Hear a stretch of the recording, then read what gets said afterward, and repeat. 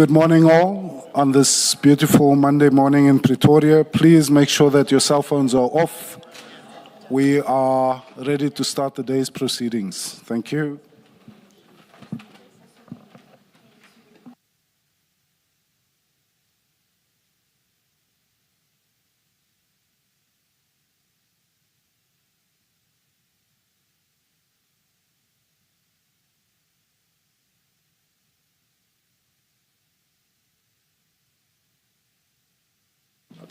Good morning, Ms. Hassim. Good morning, Chair. Good morning, Commissioners. The witness today is Colonel Francois Steyn, and he is prepared to take the oath. Good morning, Colonel. Oh, no. I didn't hear the last thing you said. Colonel Steyn will take the oath. The oath. Oh. Do you swear that the evidence you are going to give is the truth, the whole truth, nothing but the truth? If so, please raise your right hand and say, "So help me God." So help me God, Commissioner. Thank you, Colonel. Thank you, Chair. Commissioners and Colonel Steyn, you will have two files in front of you. The first file, File 1, contains two statements by the Colonel. The first is the 5-page statement, and the second is a supplementary statement that's 13 pages long. Colonel, do you have that file in front of you with the two statements? I indeed do, Commissioner. Can you turn to the first statement, please? First statement. The first statement, yes. I'm there. And if you turn to the last page of that statement, page 5, is that your signature on that page? It is indeed my signature. And can you confirm that the contents of these 5 pages is true and correct? As far as my knowledge goes, yes. Thank you. Can you then turn to the second statement, the supplementary statement? I'm there. And can you go to the last page of that statement?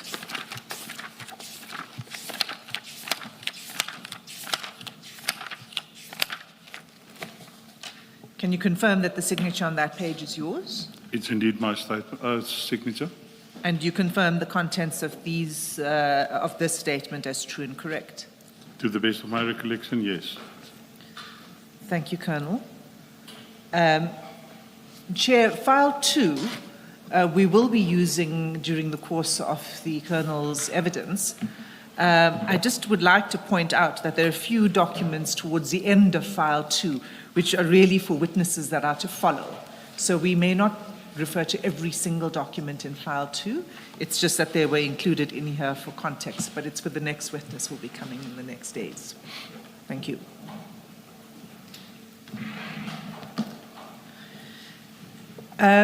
Colonel, before we start with your statement, just provide a bit of context for the commissioners. What we're going to be dealing with, as you're aware, last week we dealt with the drug bust at Port Shepstone.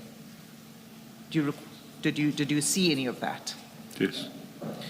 And the stream that we are concerned with this week is a second drug operation, and that was in Eritton in Gauteng. You confirm that? Yes. And you're familiar with that drug bust in Eritton? I am indeed.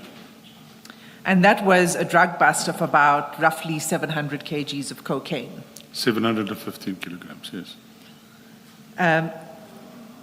What's the street value of that amount of cocaine? Street value of a kilogram of cocaine is roughly 400,000 rand per kilogram.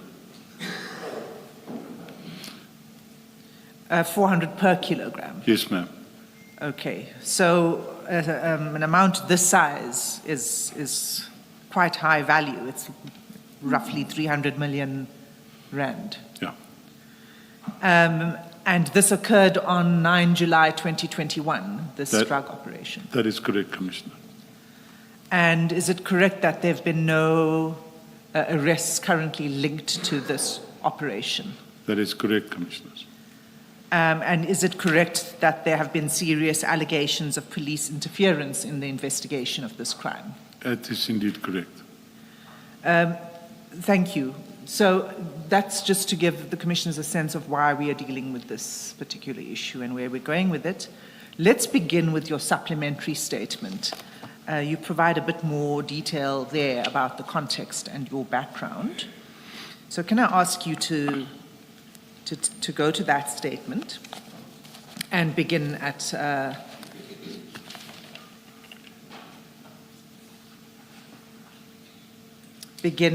paragraph 5.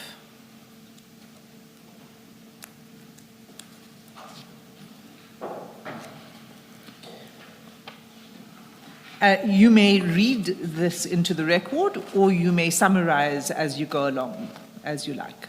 Thank you, Commissioner. Commissioners, I joined the South African Police Service in 1987.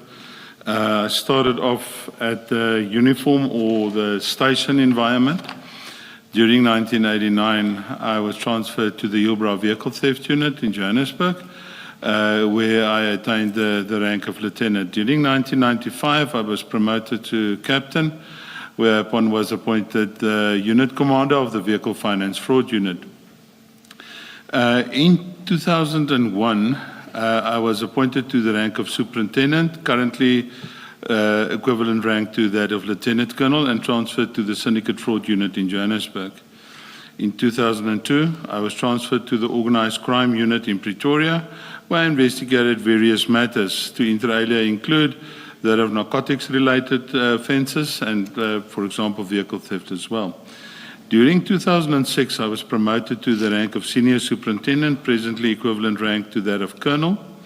I was appointed as the unit commander of East Rand Organized Crime Unit.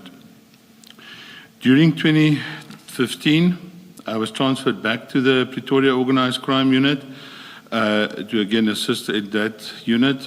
And in 2017, I was transferred to the Priority Violent Crime Unit, or task team, as the team leader. The NPVC, the Priority Violent Crime team, operated parallel with the SANEP team referred to in my original statement and constitute of a Colonel, provincial team. Sorry to interrupt you. Can you just explain what SANEB stands for? SANEP stands for South African Narcotics Enforcement Bureau. Thank you. That constituted a provincial team responsible for the investigation of serious and violent crime. That's the NPVC. I acted as the team leader there, and there I stated what SANEP stands for. The units was established around 2016 to combat and escalate. The SANEP team was together with the NPVC team. They were established together.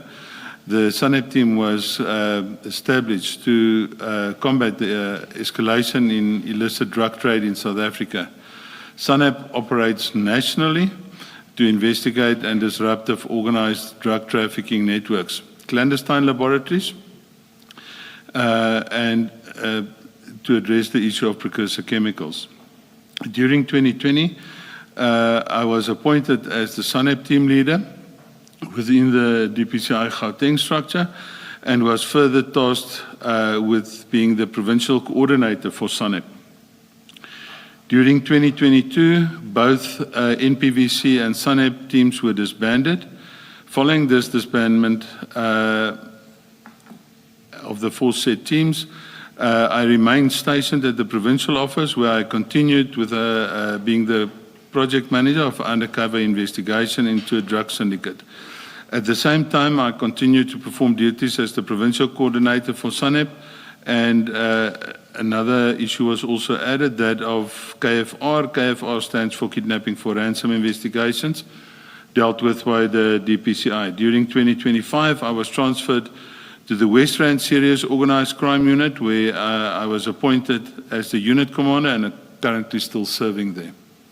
So you've got quite some experience in dealing with drug seizures and enforcement, narcotics enforcement, right? That is, Yes. You've got a particular interest in that, as I understand. Absolutely, yes. Yes, Commissioners. Okay, continue with your training and qualifications. During the course of my career, I completed numerous specialized investigation courses, inter alia, including but not limited to forensic investigation course, criminal investigation course, detective course, organized crime course, anti-kidnapping and extortion course. In respect of my tertiary education, I obtained the following qualifications: a National Diploma in Policing, National Higher Diploma in Policing. It was later changed to the BTEC degree in Policing. I did a diploma in security management, private security management, and then I did a year certificates in project management and a year certificate in strategic management. Continue. My current responsibilities as I'm serving as the unit commander for serious organized crime investigations in Westland, except for the day-to-day management of the unit, I also oversee the investigations involving, to inter alia, include narcotic-related offences, cash-in-transit robberies, police killings, illicit gold and diamond dealing, infrastructure-related crimes, trafficking in persons, and kidnapping for ransom investigations. I'm also, as I indicated, continuing to perform duties as the provincial coordinator for SANEP and KFR investigations. In such a capacity, I coordinate most major investigations dealt with by the aforesaid structure within the Gauteng province. Following the disbandment of the narcotics team, as indicated, each DPCI serious organized crime unit has members within the unit responsible for narcotic investigations, commonly referred to as the SANEP section. Whenever major narcotic investigations arise, including, for example, drug labs, I assist the investigators involved in such matters.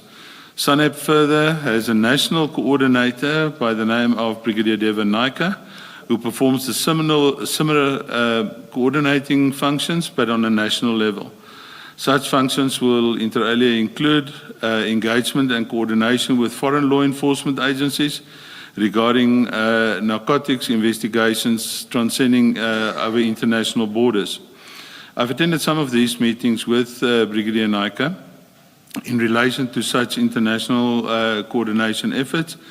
Each province also has a SANEP coordinator who, through the national office structures, coordinate investigations extended across provincial borders.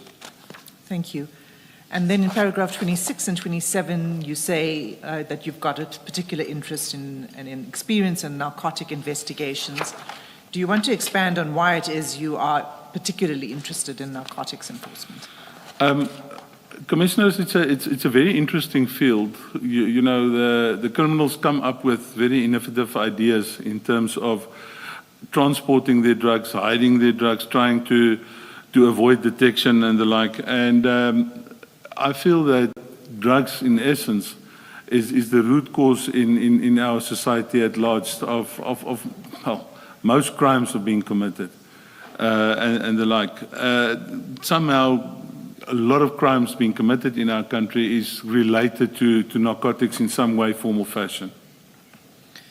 Thanks. So, you know, you're going to go into this in a moment, and I just want to get a sense from you about the size of the problem that we face. The size of the problem that we face is, in my opinion, it's like any commodity. It's all about supply and demand. So if you have a situation where supply is less, if I can refer to the Boyson's case, for example, we took over 700 kilograms off the street, and still that did not influence the street price that much. So that just goes to show how big the problem is and on what amounts these drugs comes into our country, or even for that matter is manufactured in our country through the illicit drug labs. I want to take you a step back. I just want to understand how you make the connection between the availability and use of narcotics and that being the root cause of most crimes. Can you? Commissioner, to answer your first question, sir, is that at the end of the day, if I can use the current example, there's foot and mouth disease into our country. And what happened then, there was a shortage of red meat, the prices skyrocketed. So if that makes sense in a way that it's all about supply and demand. So even if we remove a large contingent of supply, there was still enough to feed the market in the sense that the price didn't escalate that much. I hope that answers your question, sir. But how does that feed into other forms of crime? You said it's the root cause of most crimes. Other forms of crime, Commissioner, people would steal and would rob. I mean, even within families. I sometimes also deal with the social crime prevention individuals at station level, where families are being torn apart because family members that are drug users would steal from their own family to feed their habit. Thank you. Thank you, Commissioner. Thank you, Colonel. Can you turn to the next section, which is the challenges that you face in narcotics investigations, and that's from paragraph 26 to 35. Would you like me to continue on that? Yes, please. Okay. During the course of my duties, I've identified several challenges relating to narcotic investigation. One such challenge is the delay that the investigators are experiencing to obtain the analysis reports from FSL, the Forensic Science Laboratory. In this process, the analysis process might take months for the investigators to actually receive an analysis report or 212 statement to indicate if these are indeed drugs and what type of drugs it is that has been seized. The further challenge relates to let me pause you there, Colonel. So the analysis report that we're talking about here is a report that establishes that what was seized is indeed narcotics, and two, what form of narcotics it is, whether it's cocaine or mandrax or heroin or whatever. That's the analysis. That is indeed correct, Commissioner. And you say that this may take several months. What is the reason for is that? What is the reason for that longer turnaround time? It has been explained to us that at the end of the day, it's the workload that the Forensic Science Laboratory sits with. I think that explains it in a nutshell. And we're going to return to this when we look at it specifically in the Eritton, the Boyson's case. Yes, ma'am. Thanks. Continue with the next paragraph. The further challenge relating or one of the further challenges relates to the transportation and safeguarding of narcotics exhibits. There's the other challenge is there's also a shortage in terms of experienced, skilled investigators within the SANEP environment. In addition to this... Sorry, Colonel. Commissioner? Could you, on that challenge relating to transportation, can you just elaborate a bit what in fact is the issue? And I ask because with a previous witness relating to the Potchefstroom, the testimony about the Potchefstroom drug bust, we were informed that the transportation involved a track and trace team, and I think made up of TRT members, if I'm not mistaken, and we're told that that is in fact proper, that's what happens. So when you say there's a challenge, what in fact is the concern there? Commissioner, the issue is that, if I can start with the transportation first, I think you have indicated it correctly.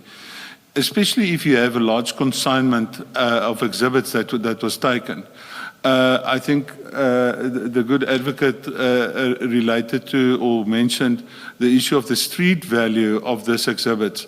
And then you have to make extra security and safety plans that you have to have in place to actually secure this exhibits when it's transported from point A to point B.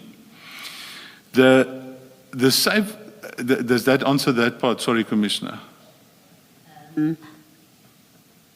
I'm not quite sure. I think what, on the face of it, when you say there's a challenge relating to transportation, it would either suggest you don't have enough resources, as in people being available. If there's a track and trace, that's their job to do. You may be suggesting, possibly, that you find many times you don't have sufficient people to do that. It may be a concern about the vehicles, that you don't have specialized vehicles to transport those kind of things. So I'm trying to understand what practically is the concern, and is it a concern that is capable of being fixed, and if so, how? That's behind my question. Thank you, Commissioner. Yeah, the issue is that for a long time we didn't have the correct vehicles. The DPCI has now obtained armored vehicles, which will make that a lot easier. And if I can take the Commissioner back into the time of this operation, remember it was during COVID times.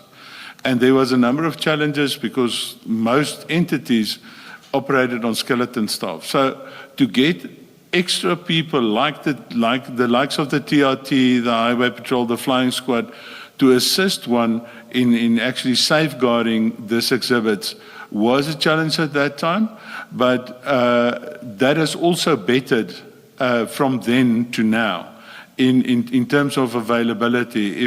If I would, for example, have to transport these exhibits now, there is the TRT teams within the different police precincts have been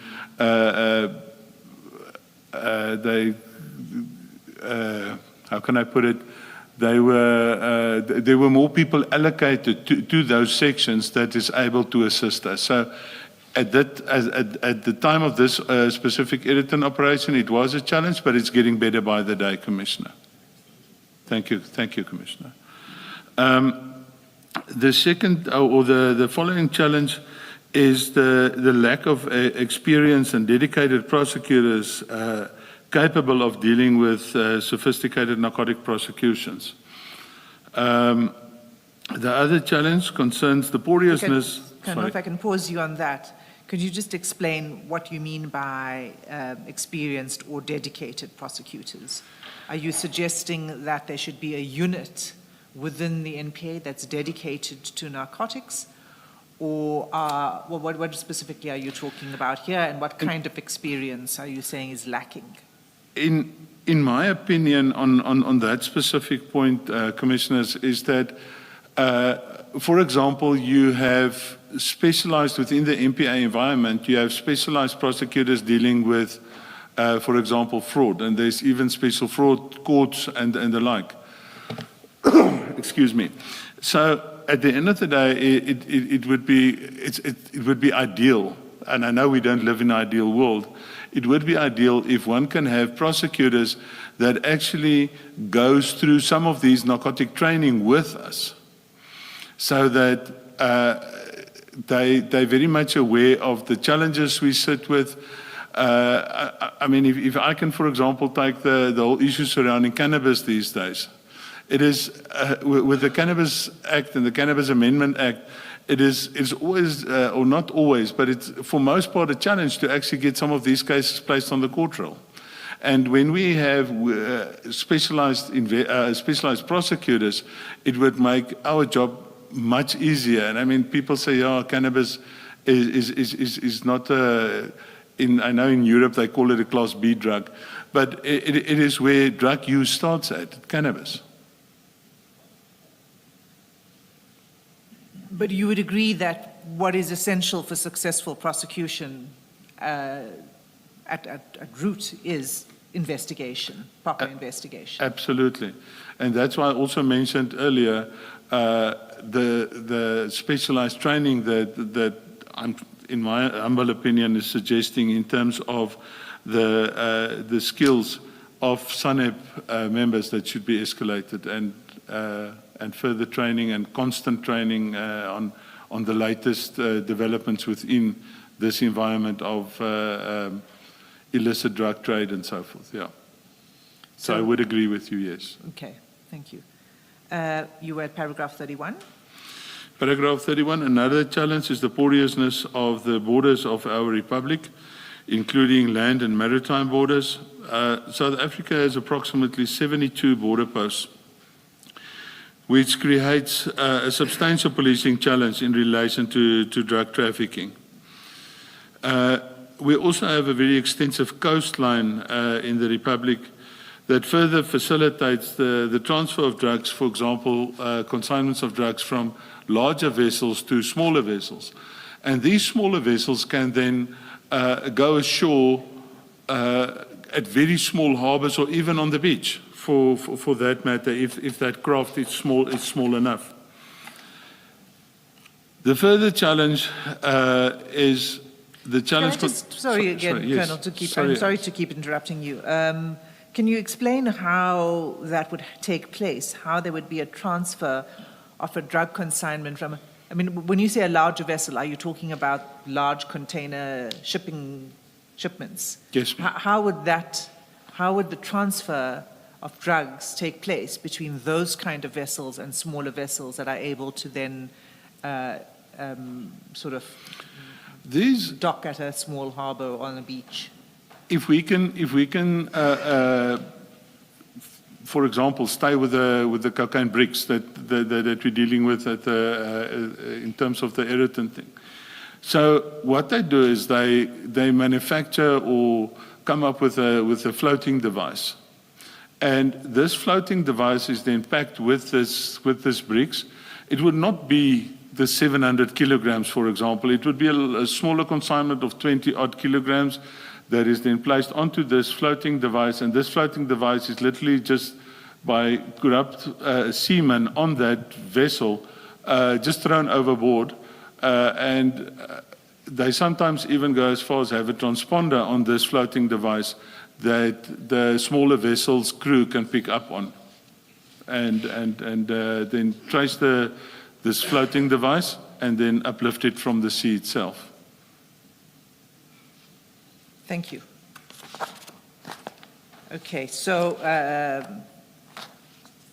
and we are vulnerable to this because we're a coastal country.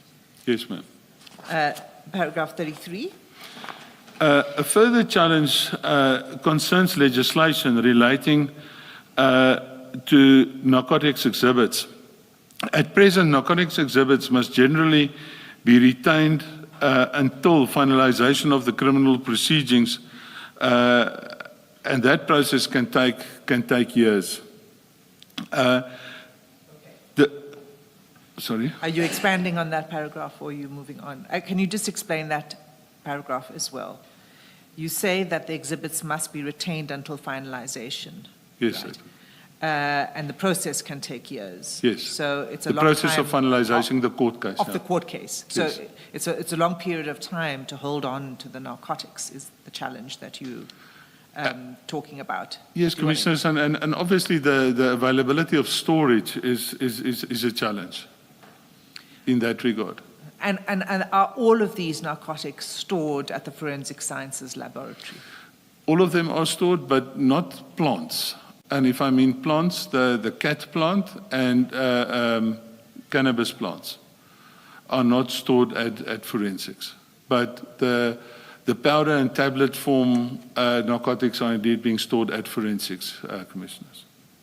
So if the challenge is the legislation, that's what you're pointing out to be the problem. It's that the legislation requires that they be retained. What would be your solution to the problem? Solution contains in the next paragraph, good to you.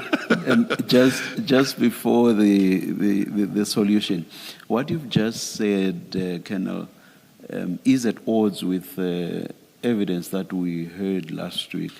Last week, I will not remember who the specific officer was, but amongst the officers, someone was pushing for the urgent destruction or disposal of what was believed to be cocaine. I say what was believed because no testing had been done by FSL at that stage. And I'm wondering if, in my mind, when you say that the drugs should be kept until the court process has been finalized, I'm wondering how it is and what basis these officers would have been pushing for destruction or disposal. One can only, in my experience, Commissioner, one can only destruct and destroy these narcotics after the court case. Reason being, throughout the court case, the defense can ask for to actually see these exhibits. And maybe test them for themselves as well. Yes, sir. Yeah. All right, that's... So is it that it's as a matter of law or instruction, protocol, such exhibits may not be destroyed until the case ends? I'm not sure if it's law. I speak under correction, Commissioner, but it is an instruction, because at the end of the day, if those exhibits are asked for by the defense and we are not able to produce them, that might definitely harm our case in court, Commissioner. So an officer who asks the laboratory whether and procedure and whether these can be destroyed before the trial had run, knowingly speaks against the instruction. I mean, if there is an instruction. In my opinion, yes, Commissioner. Thank you. I'm just thinking, nobody had been arrested in the matter I'm referring to, but it was only about 5 months. Where you do not arrest any suspects, what are the prescripts? When do you give up and when do you then destroy? What's the timeline? I don't think there's a specific timeline, Commissioner. That will depend on the progress within the investigation. If you've done all your due diligence in terms of your investigation and you can really not arrest anyone on that specific case in terms of ownership, if you would, for this narcotics, then an officer can make a destruction order, and the destruction order is then forwarded to FSL for execution of the destruction. Okay. So that's probably what makes the difference between what you say to be the prescript on keeping, yes, and for how long, and what happened here. Thank you very much, Colonel. Thank you, Commissioner. Thank you. So the situation at present is that the instructions are that it must be retained, right? If there's a running court case, yes. Okay. And, okay, so you can continue with what you've picked up in your study of other jurisdictions at paragraph 34. Thank you, Commissioners.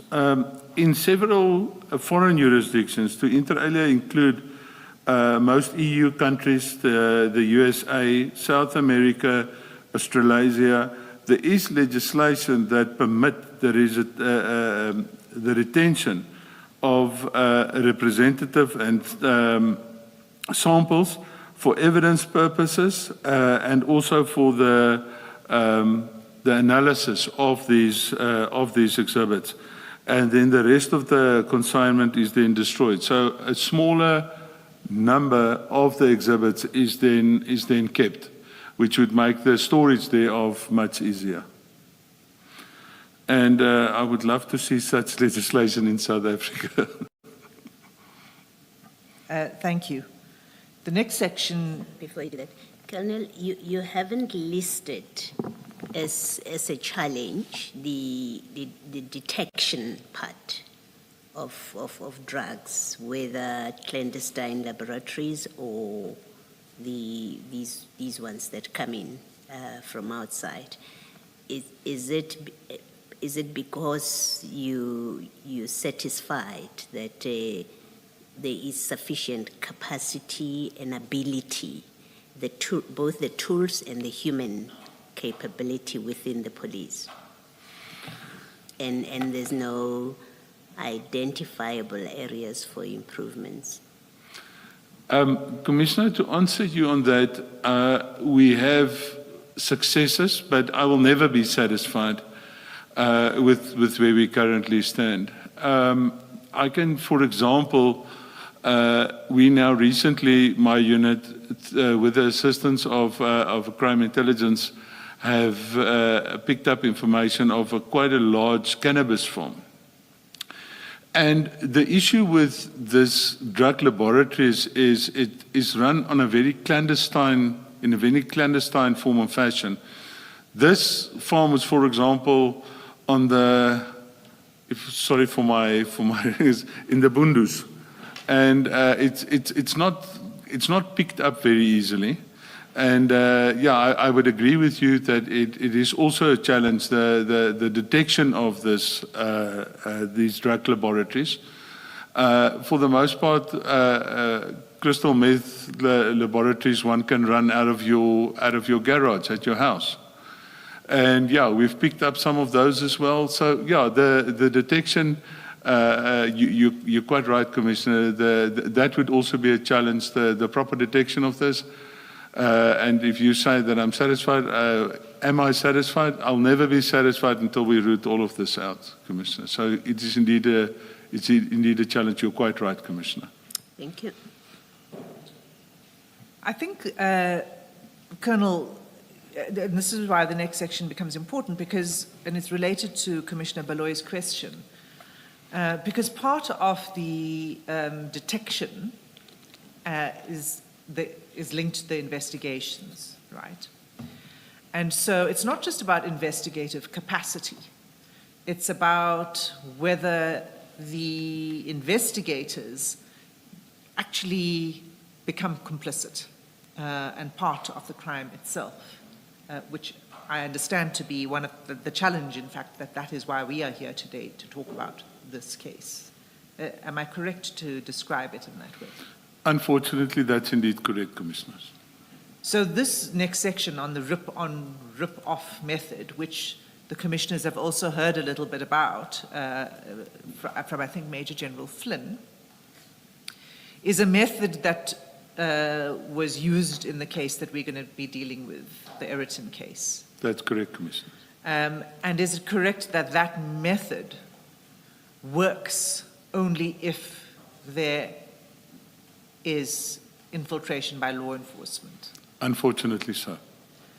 Can you describe now, from paragraph 36, that method? Excuse me. It's our understanding that narcotics are frequently concealed in so-called legitimate cargo consignments. This concealment takes place in the country of origin where these containers are packed. That is where the so-called rip-on part of this modus operandi comes to the fore, where drugs are concealed. The Eritton case, for example, it was a container containing body parts for Scania trucks. Scania doesn't have a manufacturing plant in South Africa, but an assembly plant in South Africa.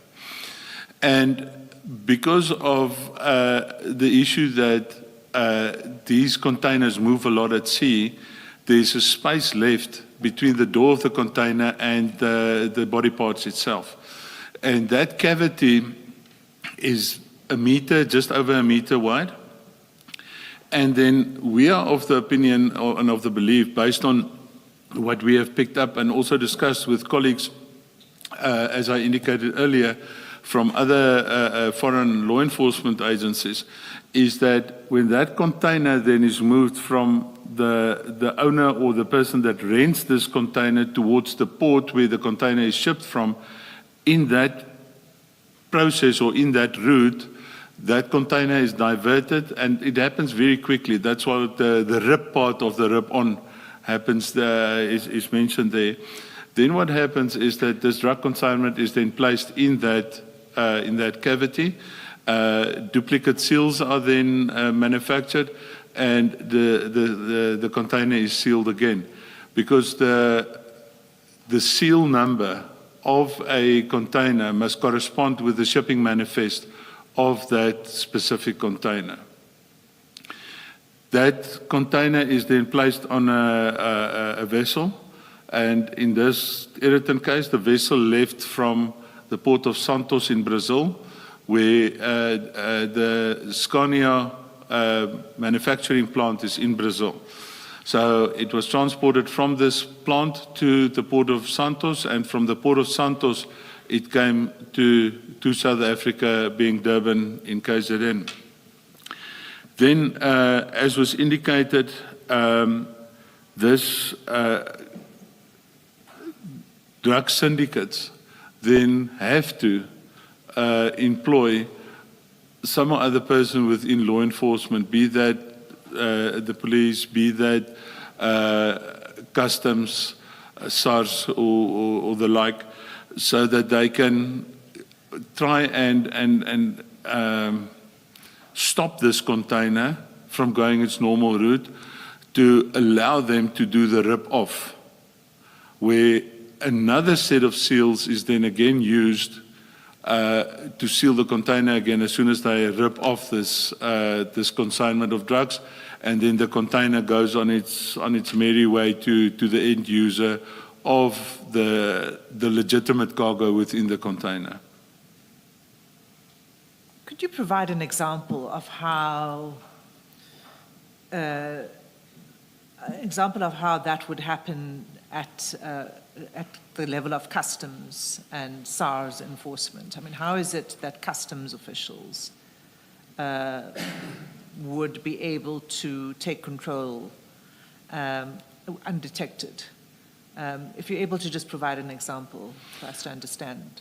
Commissioners, what happens is that when these containers land in our ports, and a customs or police officer has information or believes that there's something illicit in this container, they put a hold or stop on this container. This container is then moved to a bond yard, where a subsequent inspection takes place of the content of this container. Documentation is then completed. Say, for example, they find nothing, the documentation is completed, and it's sealed with police seals again, documentation with the new seal numbers, also added then to the shipping manifest, and then it goes away. In the case of the illicit side and the criminal element within the law enforcement environment, they would remove, at the bond yard, they would remove by ripping off this drug consignment, they would remove it, and they would seal it again to say, but we found nothing. And they then would distribute it to the drug syndicates for further distribution. Advocate Hassan, can I just ask a general question? Good morning, Colonel Stein. Morning, Commissioner. What happens when containers get to a port of destination in South Africa? Are they all searched, or do you do a random sampling, or do you only search those where you have received, let's say, a tip-off that there might be something illicit in that container? What happens, what's the procedure when, say, containers from Brazil, 50 of them, from Mexico, 50 of them, land at a port in Durban? Good Commissioner, the Port of Durban, and as I indicated, we have a number of ports. The Port of Durban, on an average day, that time when we had a look at it, deal with, I think, about 4,000 to 4,500 containers a day. So it would make it a task that is not humanly possible to literally check every container. I know that years ago, there used to be scanning devices, for lack of a better explanation. It was huge X-ray machines that can scan these containers. But I'm not sure. I don't think those are in operation any longer. So we don't search all the containers. We only search those where you have information that there might be something in it. Indeed, Commissioner. Thank you. Thank you, Colonel. So that concludes, I think, your section then up to paragraph 40. And the important point there that you make at the end is the involvement of corrupt officials that make it possible for the drugs to then enter the market. Yeah, Commissioners, in my humble opinion, I do not think these syndicates would be able to deal with the rip-on, rip-off method if corrupt officials are not involved. Your next section deals with the Scania consignment investigation, and this is not Eritton. So we had last week, we had Port Shepstone, which also took place in July 2021, June 2021, pardon me, 22nd of June 2021. Yeah. Then we have the Eritton case, which we're going to come to, which took place on 9 July 2021. But in this section, you talk about yet another drug seizure, which took place at the end of July 2021. That's correct, Commissioner. Can you just address that before we move on to Eritton? Thank you. During the course of our the Boesens case, which took place in Eritton. Eritton is part of the Boesens Police Precinct. During that investigation, we constantly had contact with the risk management people of Scania. And then to the latter part of July, it was the last week of July, if my memory serves me well, I got a call from at that time the risk manager of Scania, and he indicated to me that there was a container that came in to the harbor. So what happens if a container comes in, the transport company uplifts it from the harbor, it's then taken to their depot. From their depot, transport arrangements is then made throughout the country where this specific container needs to go to. And at that depot, this risk manager indicated to me that there was a lot of police interest in this specific container. Because the container, I think it's got a 17-digit unique number, every container in the world. I think it's 17 digits. I'm speaking under correction, but it's got a unique identification number. And this specific container, there was a lot of law enforcement interest around this container.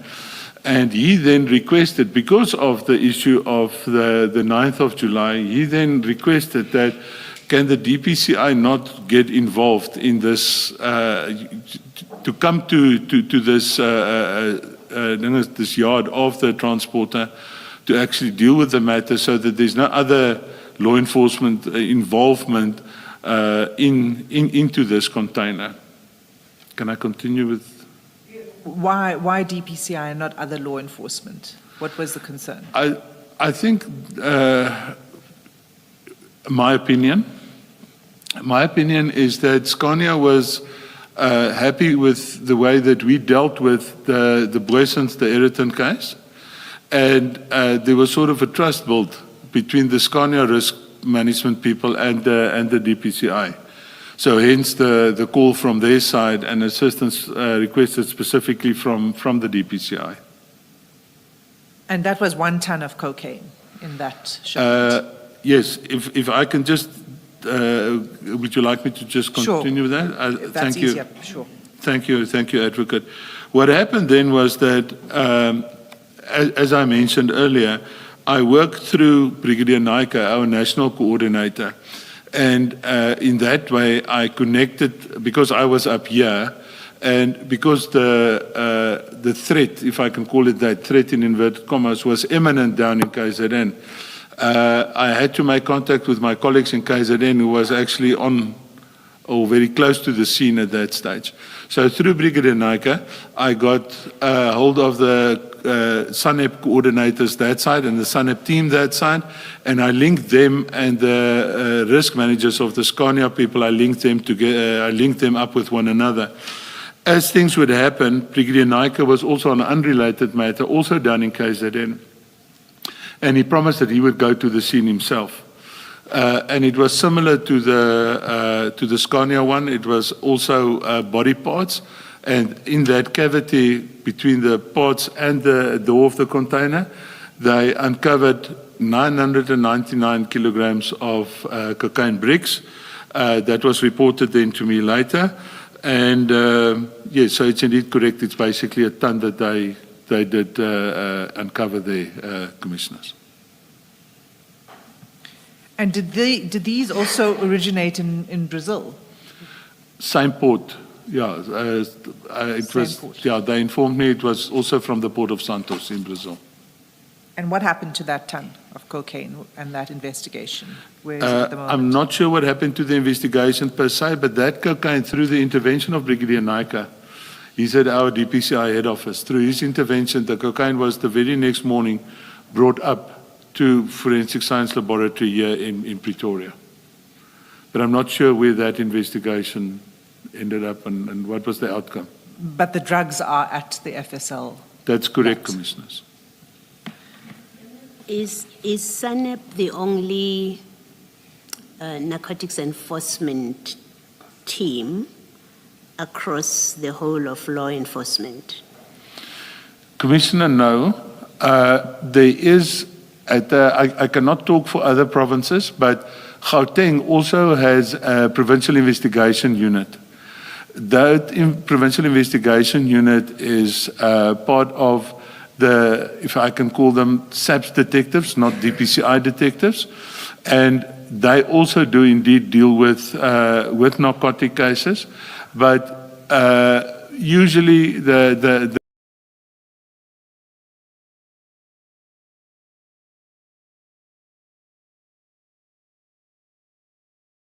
labs itself is the mandate of the DPCI.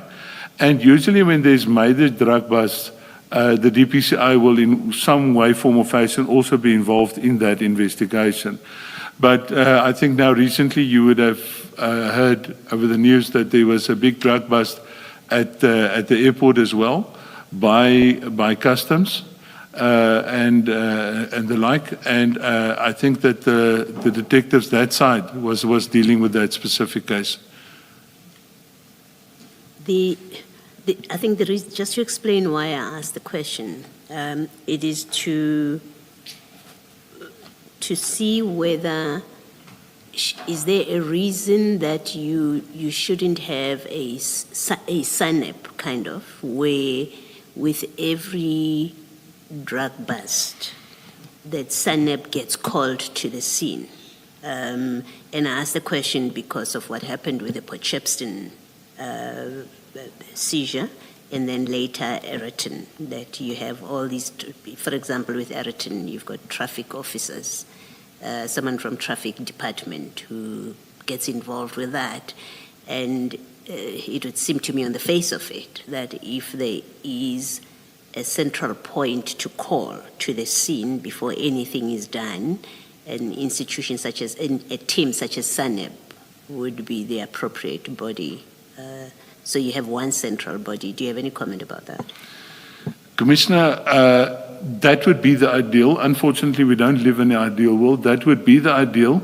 But as I mentioned during the challenges, you know, the issue of manpower within the SANEP environment can be a challenge if that happens, because, you know, you get your smaller drug bust at 10 grams here and at 20 grams there, which will totally overload the SANEP personnel. So, but it would be ideal if one could have enough manpower for one central point. Yes, I would agree with you, Commissioner. Thank you. And I suppose, Colonel, to the Commissioner's question, I can see how it would become overwhelming if it was for every single, but there could be a threshold at which it is appropriate for SANEP to be the coordinating body to respond very expeditiously to the scene, because of the size of the seizure and the consequences if that crime scene is not managed properly. So the alternative would be to have a threshold amount. I don't know what that would be, but would that be a possibility? Commissioners, yes. At the end of the day, you know, when you talk about a big consignment and specifically something like heroin or cocaine that is not grown in South Africa, the plant itself is not grown in South Africa, it is a situation where these drug trafficking then happens across international borders.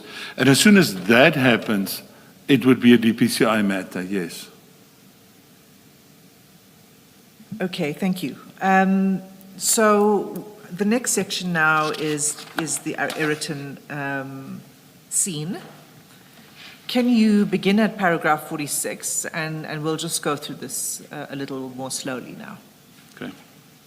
Thank you, Commissioners. Yeah, what I'm stating in paragraph 46 is based on, firstly, the knowledge that I picked up during my participation in the initial investigation, my interaction with the investigating officer as he was working under my command at that stage. I also, as the team leader for that section or that team, did the docket inspection for the most part at the early stage.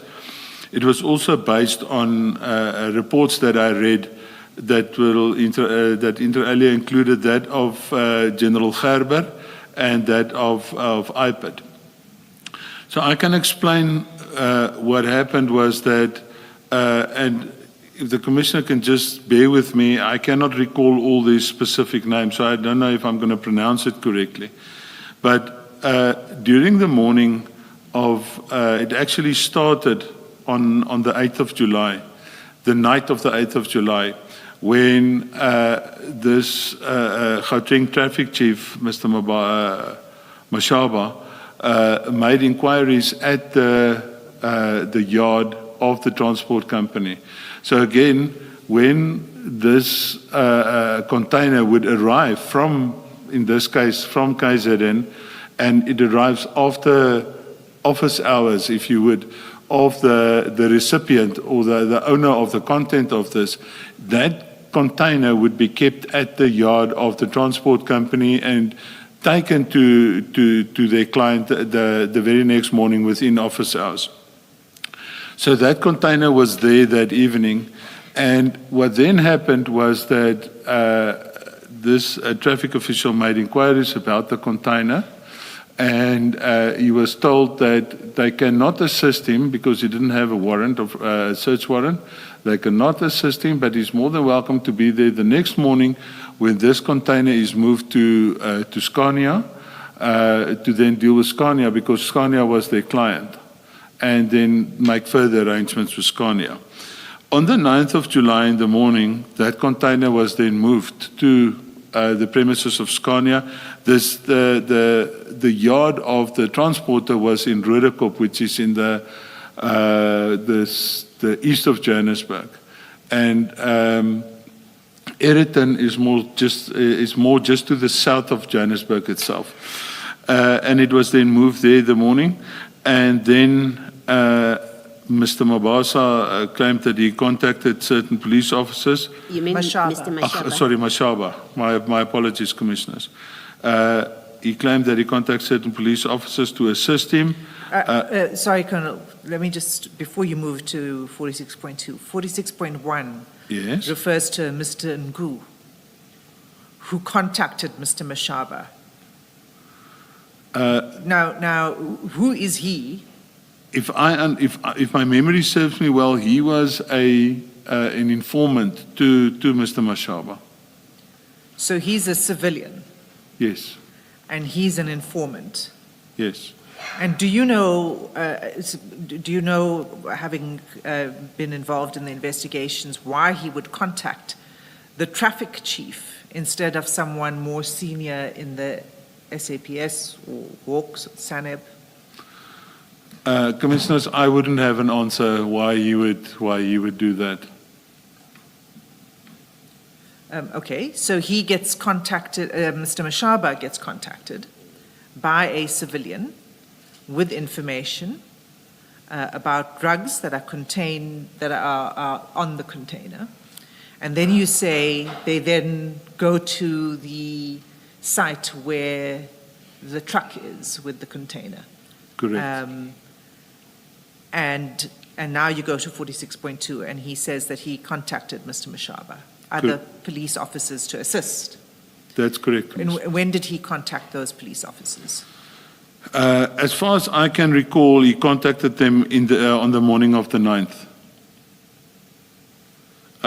for assistance. Some of the people that he contacted apparently was not able to assist him, and then he waited at Yellow Jersey. Now, Yellow Jersey is the name of the transport company that transported the container from KZN to Gauteng and then to the end user being Scania.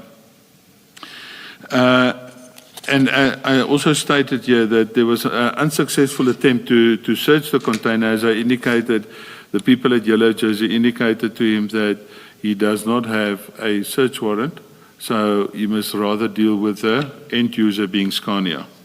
So Yellow Jersey is the transport logistics company. Correct, And Commissioners. the truck was initially at their premises in Rodekop, you said? Correct, Commissioners. Okay. And he says he contacted an officer, Pokungwana, for assistance. Do you know that member? I do not know that member, Commissioners. Do you know what which component, which section he works in, or what his responsibilities are?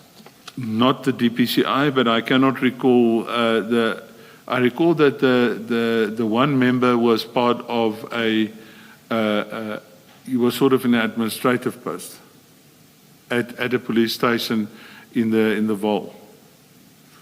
That is the one I can remember. The other member was a member of the national.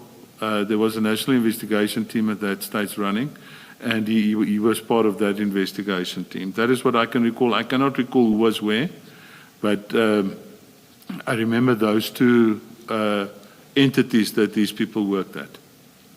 Okay, so I just want to be a bit more specific about these people. So it's he first contacted Officer Pokungwana.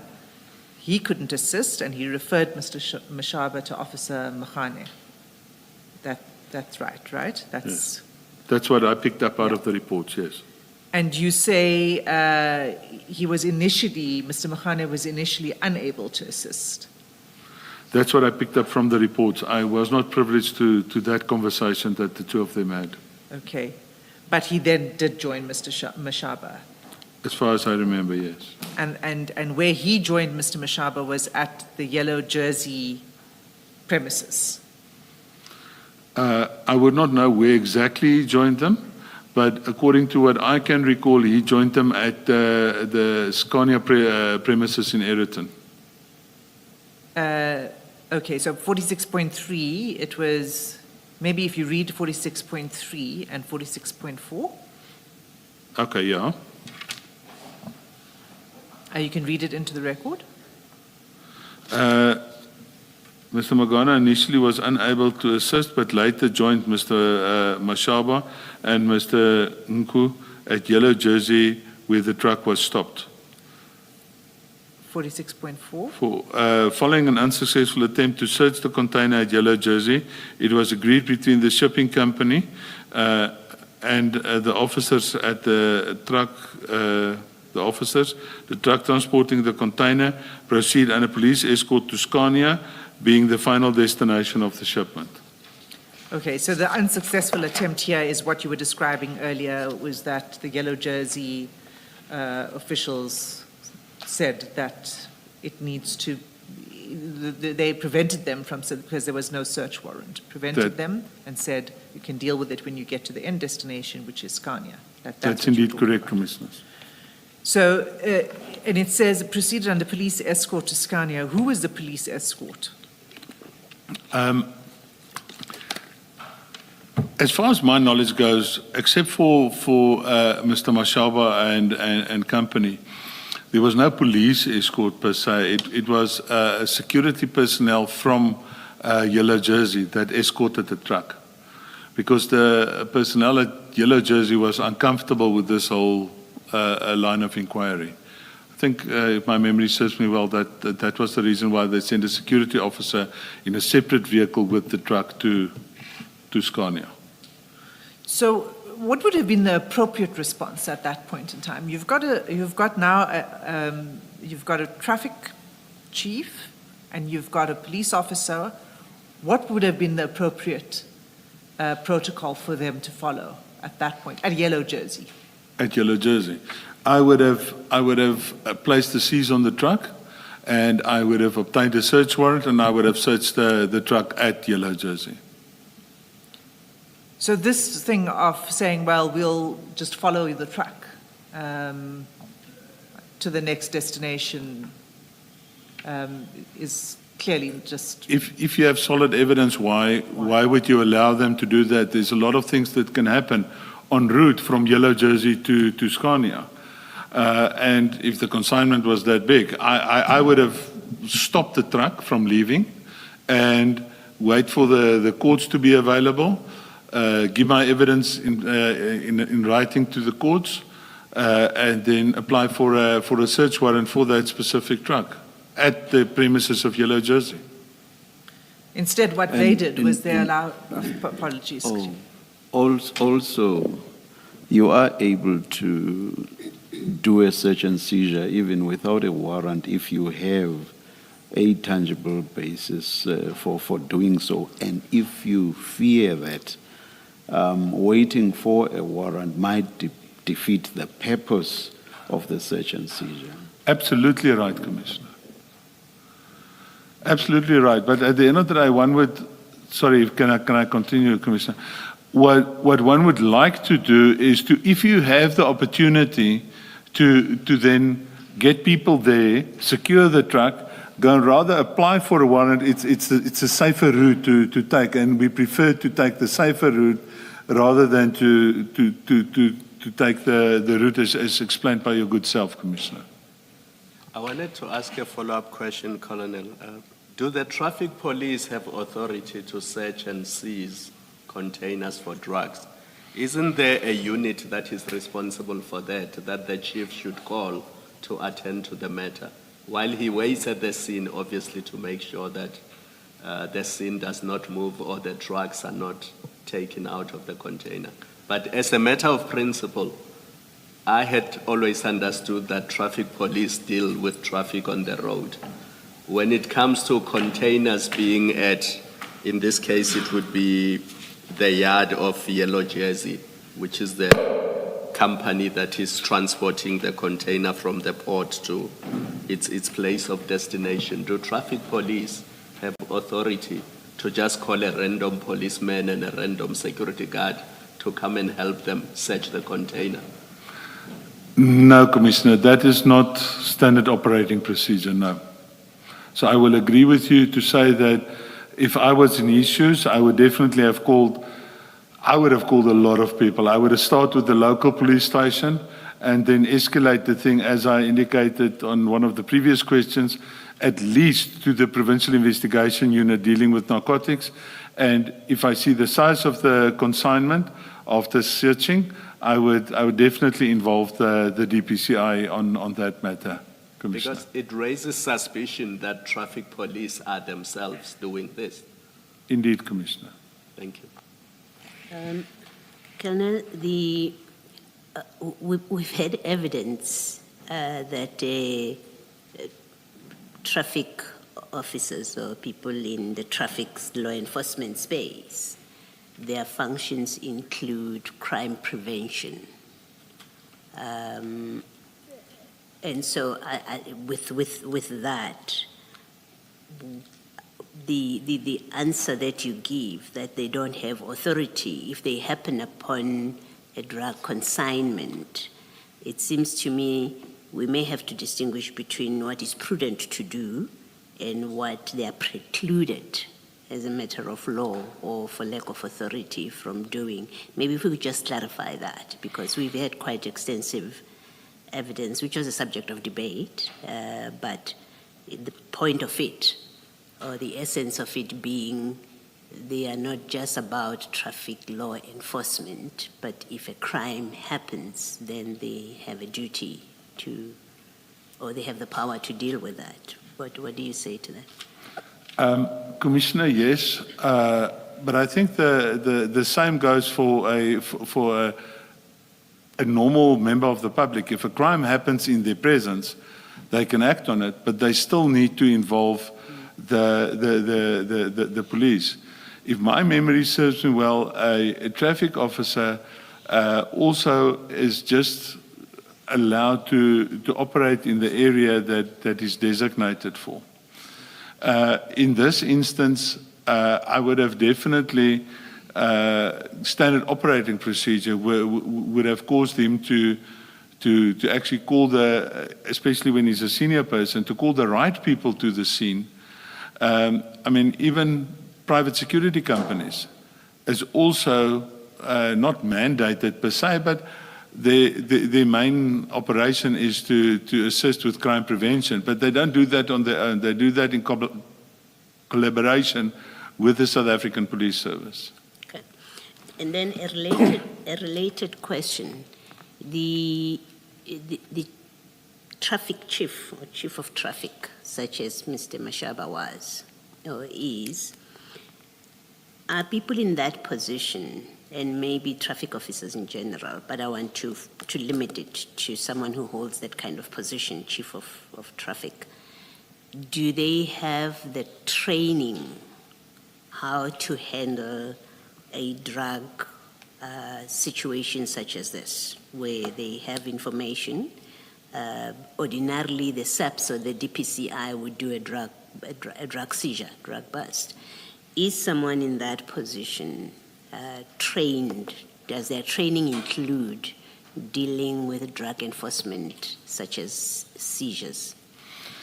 Commissioner, I cannot elaborate on the specific training that this chief has undergone, but generally speaking, I'm of the opinion that I don't think so.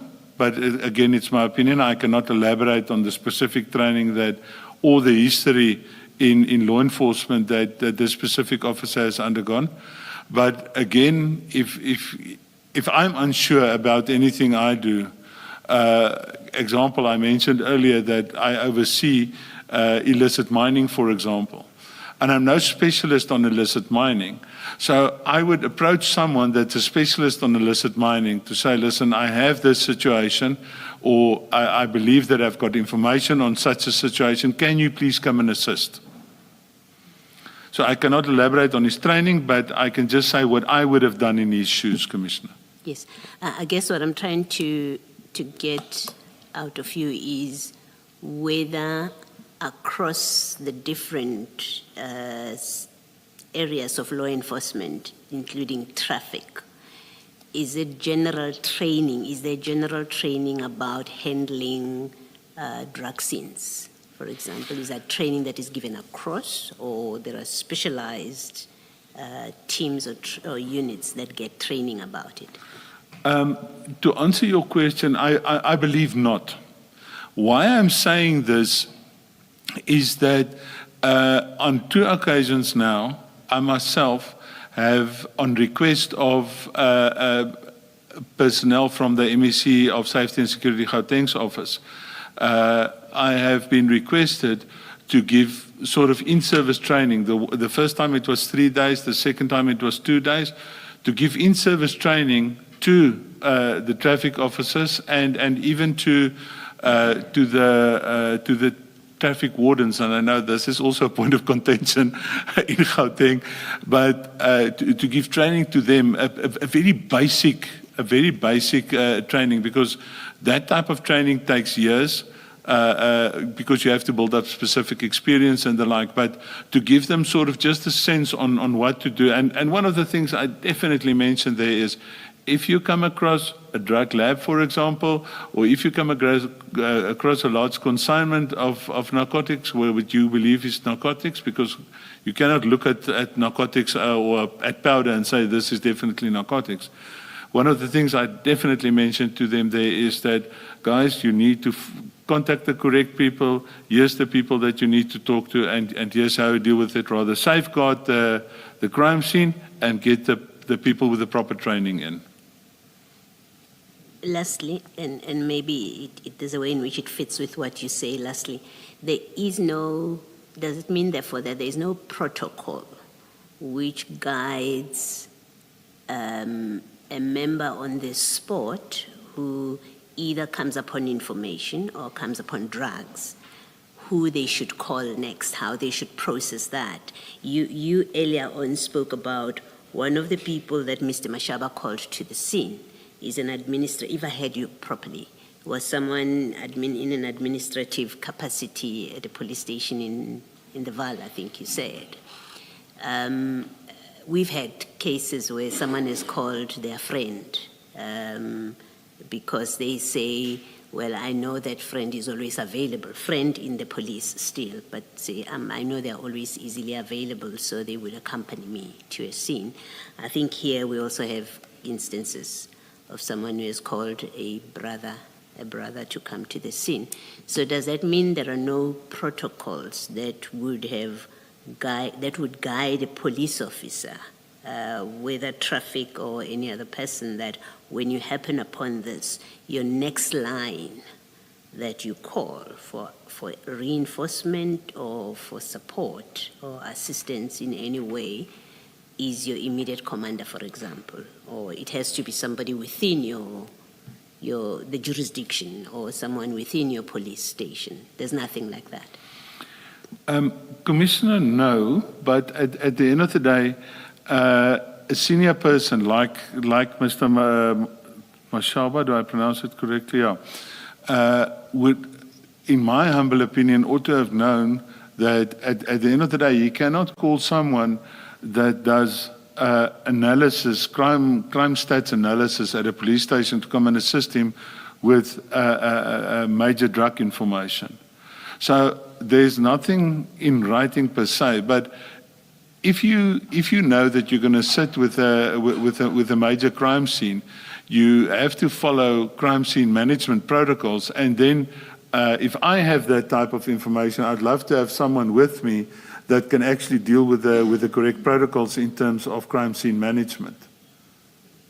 Thank you, Commissioner. Thank you,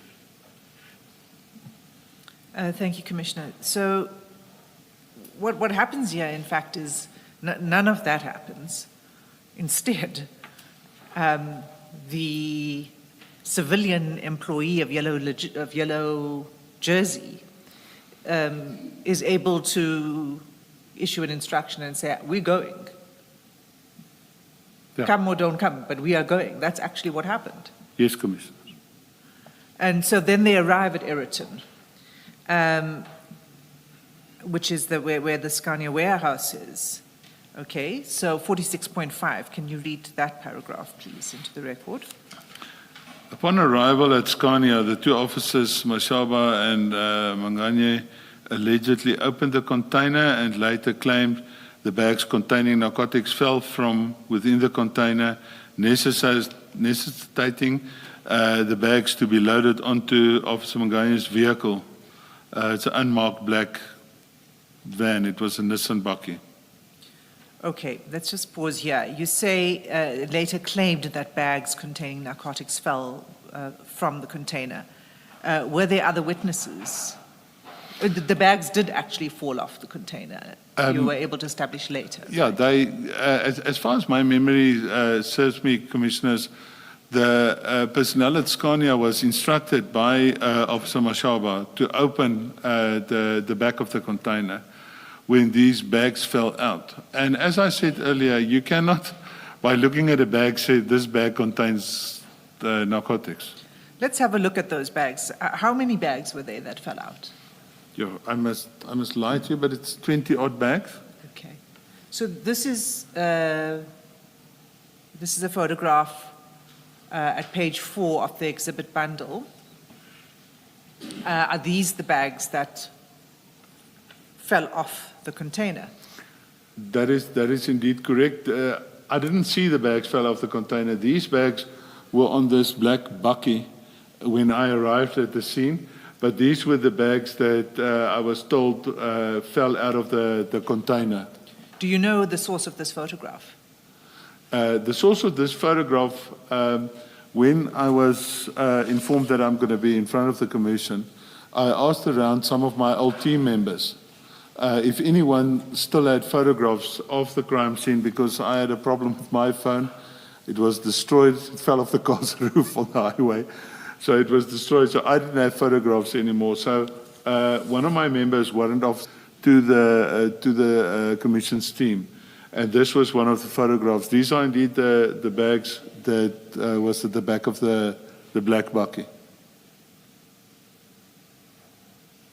These are not actual bags, are they? No, Commissioners, these are not actual bags. It's sort of black rubbish bags as we know them, combined with a very broad type sticky tape that these bags are manufactured with. It's not normal bags. Even the handles of these bags are made with that sticky tape and the black bags. If we turn to the next photograph, page 5, can you tell us what we are looking at here? What you're looking at here is the content of those black bags. That would typically be what was later established to be a brick of cocaine. So what it looks like, if you can just confirm for me, is that, because this looks like a canvas bag with a zip, is that inside the plastic rubbish bags, basically? That would be correct, Commissioners. I think why they do this, I also asked the question, why they do this is, remember there's a lot of moisture when these bags are at sea. And it's sort of to protect that canvas bag with the wrapping. In the right-hand corner from my side, one can clearly see the black tape that was used to cover those bags. So inside the black canvas bag is this brick that's also wrapped in plastic. That's correct, yes. And that brick has got a picture on it. Yes. And what is that? I think there's a picture of the two types of brick pictures that we got. That is a Red Bull. I think the other photograph, if you would, is maybe I think the next photograph shows the next. So page 6 is just another example of the bricks. Yes. And this is a particular insignia.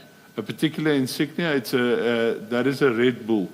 And what is the significance of this picture? The significance of this we picked up is that, excuse me, the end users, being the drug syndicate, specific syndicates have specific insignia that they request is put on to their product that is exported into our country for them. The other photograph, on one of the other photographs, you will see there's a black seagull on a white background. I just So it's for specific parts of the syndicate. Right. Have you seen this particular insignia before, the Red Bull? Variations on the bull, but not the specific one. What type of variations?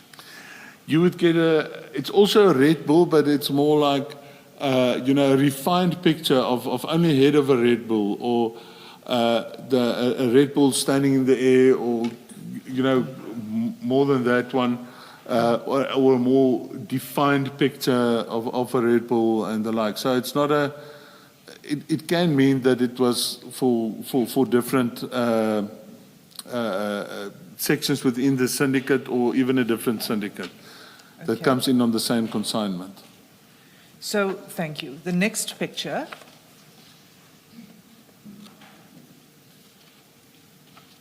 okay, so that's just another picture of, I am assuming that these are the bricks that came out of that bag. Correct, yes. So that would be 11 bricks. Oh, no. because they're stacked. 3 says near her 12. There's more than 15. 11 because they're stacked. It looks like 31 Okay. because they look like three stacks high and two. Yeah, looks like 31. 31 bricks. Yes. So the canvas carry bag carries about 31 bricks each. That seems to be at that stage, yes. Okay. All right. So the next photograph on page 8.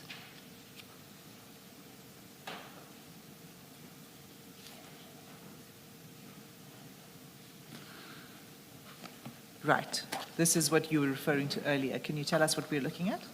What we're looking at is, again, some of the Red Bull bricks, as well as a brick with insignia of a black seagull, looks like a seagull, on a white background. Have you seen this insignia before? No, I haven't seen this specific insignia before, no. Okay. And then if we turn to page 9. What are we looking at here? What we're looking at here is all the bags now unpacked. We counted the bricks, and then the bricks were then sealed in official exhibit bags. And it is those exhibit bags containing the bricks that you're seeing in that picture. All the bricks in the exhibit bags. And this is at Eritton still, right? That location where this picture was taken, where exactly is that? At the Scania premises in Eritton, that's correct, Commissioners. Thank you. At which point did you determine that this was cocaine? Because you have done no analysis and no testing. All you are seeing is bricks in these bags. We did not at that stage determine it was cocaine per se, but out of previous experience, Commissioner, we believed that this was bricks of cocaine weighing more or less a kilogram. No? And I put in my statement, although it would be determined by a forensics analysis. But out of experience, there's nothing else that they pack in this form. So the eye test told you that this must be cocaine. Yeah, it's not like I remember when other witnesses, you asked if you do the tongue test, that only happens in movies. Okay, so we're going to come back to the crime scene and how this was handled. But for now, I just want to follow your statement.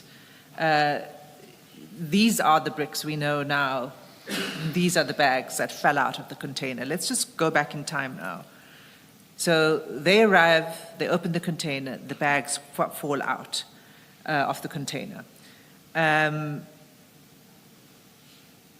you just go to 46.6?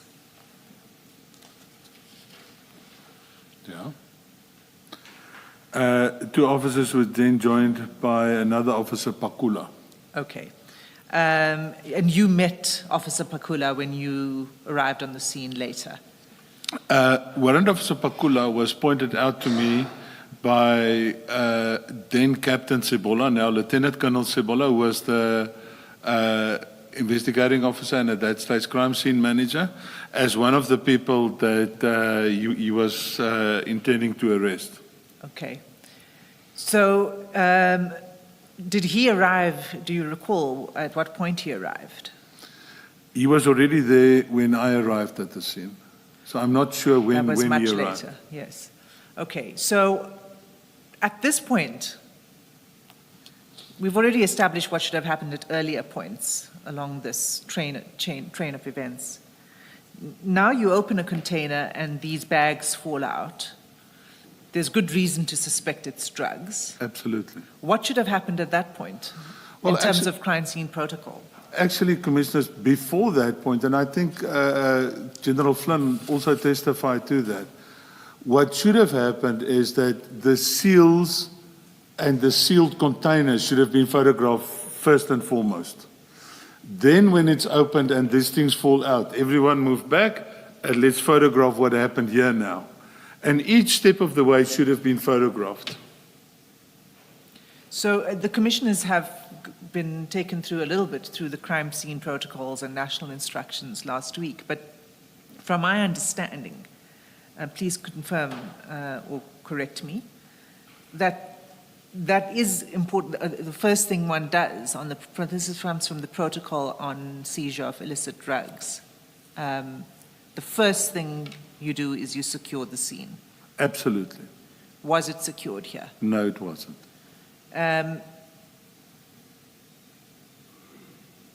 Okay, let's just go back to 46.7 as we deal with this crime scene. Can you read paragraph 46.7 into the record? During the time the officers were busy Can I- with this, sorry?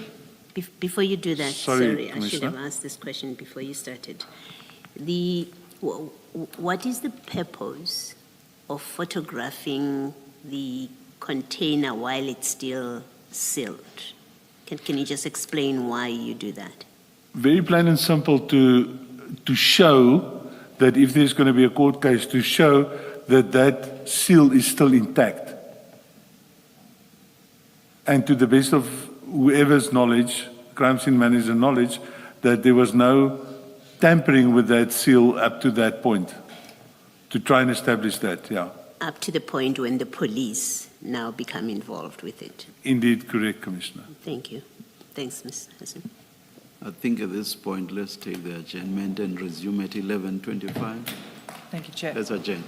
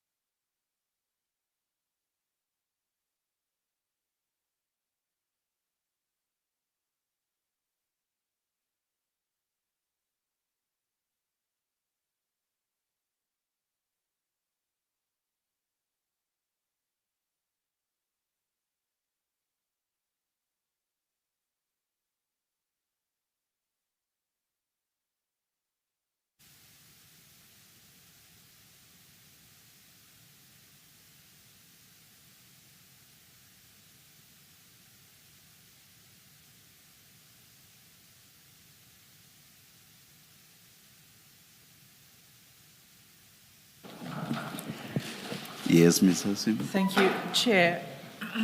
I ought to have at the outset requested leave for the exhibits to be admitted and marked. May I do so now before we continue with the Colonel's evidence? Please. Chair, it would be, so it's CJC 203, from CJC 203 to CJC 225. May I request that all of those exhibits be admitted into evidence? So admitted. Thank you, Chair. Colonel, we were at paragraph 46.7 of your statement, the supplementary statement. Could you read that paragraph into the record, and then I have some questions for you on that. During the time the officers were busy at the scene, a call was made to 10111 alleging hijacking of a truck by bogus police. 10111 dispatched officers from Boysens Police Station. Boysens Police Station approached these officers on the scene, and there seemed to have been a disagreement regarding where the exhibits and the suspect would be taken. There were also allegations that the 3 officers on scene had loaded the drugs on the scene in order to leave with the drugs. Okay, so the allegation here is that the bags that were loaded onto the black bakkie were going to be driven away. That is indeed correct, Commissioners. So I would like to, in fact, let's just pick that out from the record. If we could just turn to page 96 of the exhibit bundle, and that is a page in the report by Major General Gerber.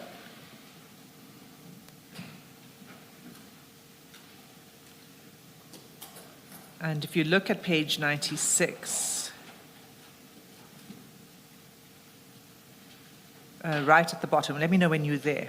I'm there, Commissioner. Okay, so it's the last paragraph on that page. And here he is relating the information he received from Lieutenant Colonel Sebola. And in the last paragraph, if you could just read the last paragraph, please. I was called to the scene by Lieutenant Colonel Ludik. Is it that paragraph? Yes, that's right.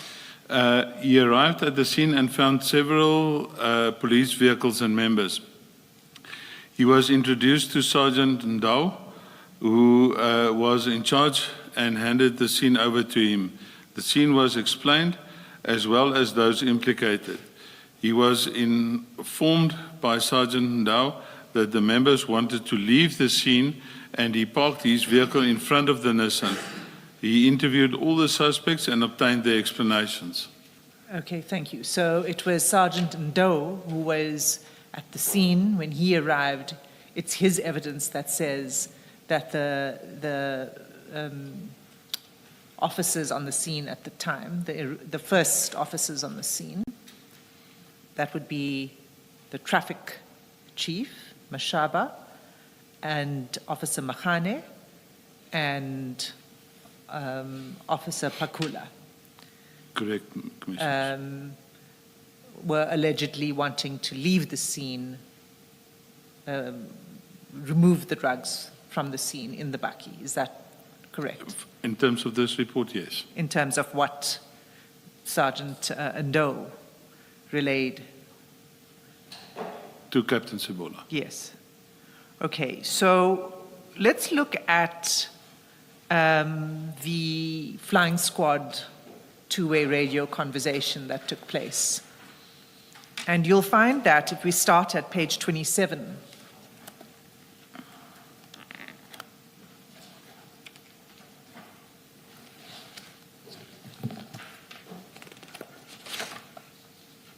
and you'll see it's page 27 is a statement by a Ms. Bugelwa. Yes. And she provides a report of the interaction that took place with the flying squad members. Pardon me. Yes, Ms. Hassim, together with the page numbers, you should please also reference the exhibit number. Like this one is what, CJC 209. Thank you, Chair. Thank you. Yes, this is CJC 209. And the earlier one we just stepped off, what was it? The one at 90, was it 97 or 95? I've forgotten. That was CJC 216. 216, yes. And it was the investigation report by Major General Gerber, Yes. And Thank the you. page again was? page 96. 90. Thank you very much. Yeah. Colonel, if we could look at CJC 209, statement of Ms. Bukelwa, at page 27, that's where you find her statement. Yes. And she had been requested to provide the transcript of the two-way radio call. Yes, I see that. You see that, okay. And if you turn then to page 30, the actual radio conversation is transcribed.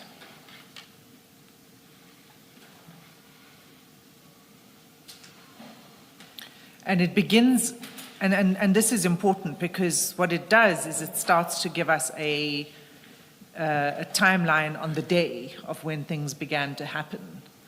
So here, the radio conversation begins at 8:23 in the morning, is that correct? According to the record, yes. And if you could just read, so it's marked, the paragraphs, for each exchange is marked 2.1, 2.2, and so on. Can you just begin with 2.1?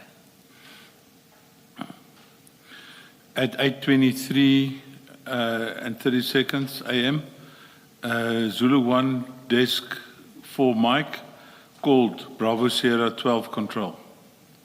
Okay, so do you know who Bravo Sierra 12 Control No, I was? don't. I believe it was Sergeant Ndoh, is that correct? Yeah, it was Sergeant Ndoh. It's also in his statement, but we don't need to go there for now. But can you tell me why would he have been called? I don't know. Okay, and if you just continue reading the 2.2. 2.2, it's 22 seconds, 08:23:22. Zulu 1 desk 4M called Bravo Sierra Control. Okay. So it will have been a double one. If they don't heard the first time, they will call a second time. Okay. And then 2.3?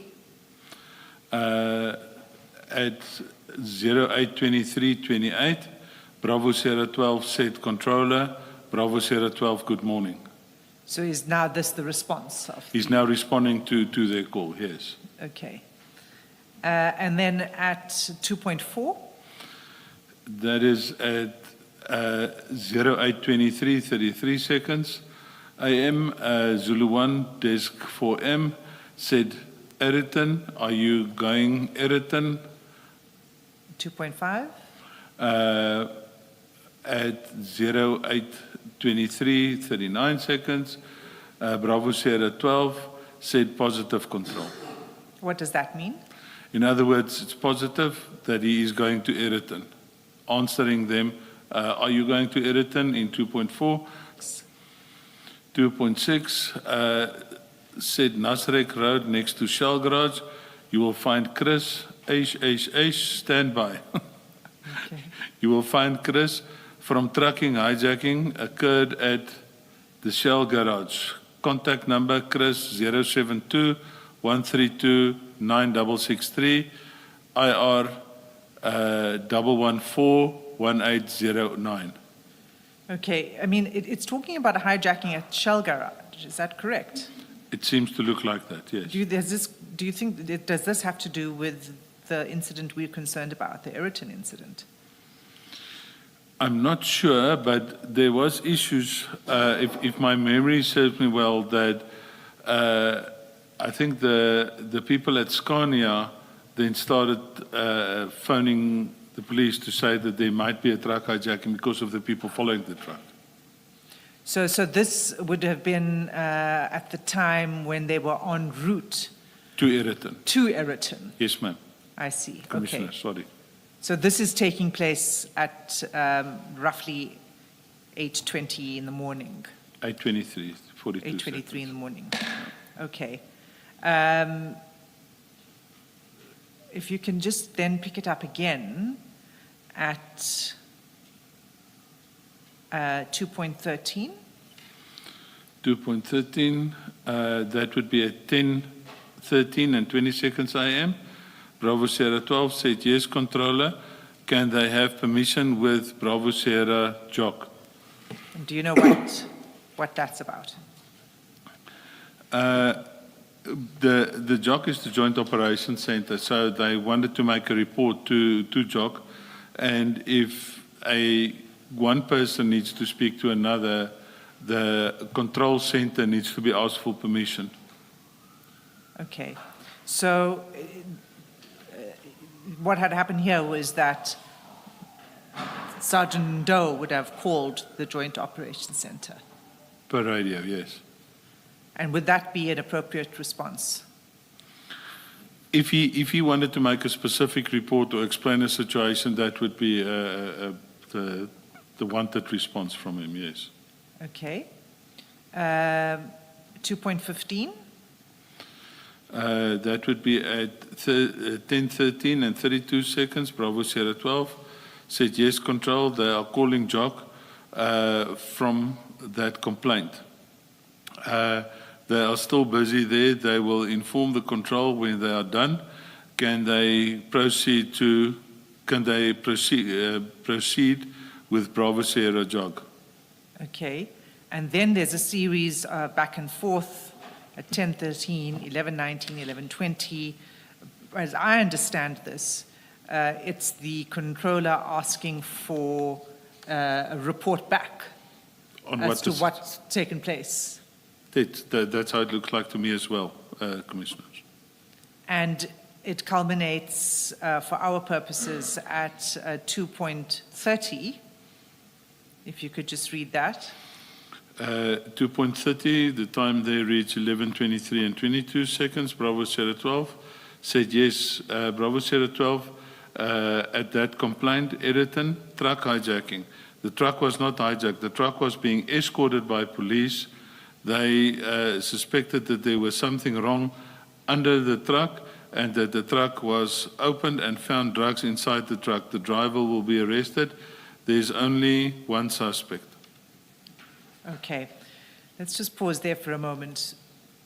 That's now at 11:23. So by now the truck has arrived, the drugs have fallen out, and this is the report back. Yes. And according to this sergeant, there's only one suspect. And in addition, he says the driver will be arrested. Would it be right for me to read that as the driver of the truck? That's how it looks to me like, yes. Would the driver of the truck been arrested normally under these circumstances? Not necessarily. One would first have a look at what role he played, if any, in terms of the transportation of these drugs. But I think that report, if I read through the report, seemingly Bravo Sierra 12 had the interview with these people that were following the truck from Eritton, from Rudekop to Eritton. And that was what they told him, that it's not a truck hijacking, but that they have discovered drugs and that they're going to arrest the driver.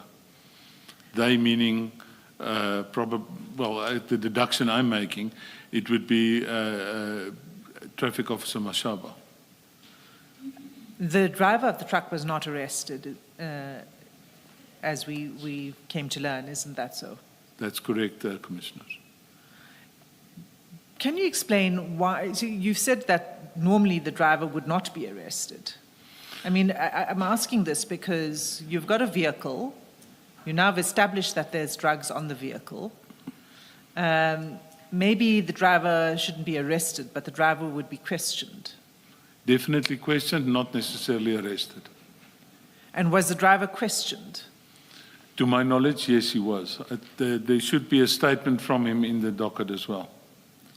Okay. So this scene is, now we can say that this started in the morning and it arrived at Eritton roughly, it was around towards 9. This was en route.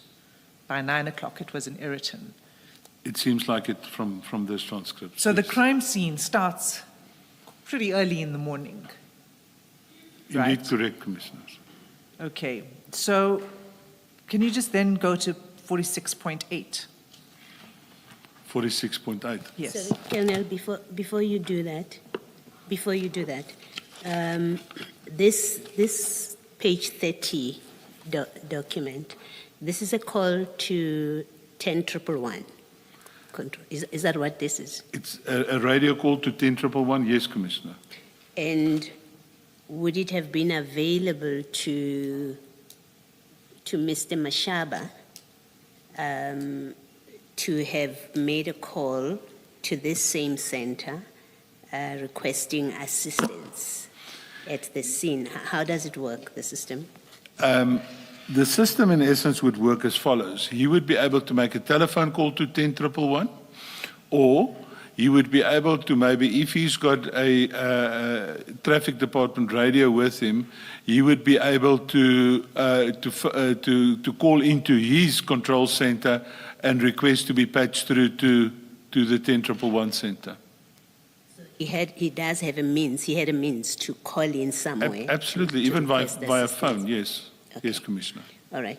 Now, this transcript here on page 30, I've tried to follow Ms. Hassim as she's taking you through it. It's very difficult for me to form a picture of, in fact, what was happening in this communication. We know from Ms. Hassim that B Bravo Sierra 12 is Mr. Ndou, she says. But what is a summary of this communication here? If I read through it and if I, with my experience, try to, excuse me, to make sense of this, is what happened was that a call came through, and in the 10111 center, they know where the vehicles are. So the 10111 center would naturally call a vehicle close to the scene and say, please go and have a look, please respond. We have a report of a truck hijacking at this specific address. Then Bravo Sierra 12 responded, and seemingly this with Mr. Mashaba and company, and they received the explanation of why are they following the truck, and it's not a truck hijacking. And then eventually there at 11:23, it was said that they have indeed escorted the truck, and the police, in my opinion, refers there to themselves, Mr. Mashaba and the people, and that they believed that there was something wrong with the truck, and that when they opened the truck, they found that there was drugs inside the truck, and they were of the view that the suspect in this case would be the truck driver himself.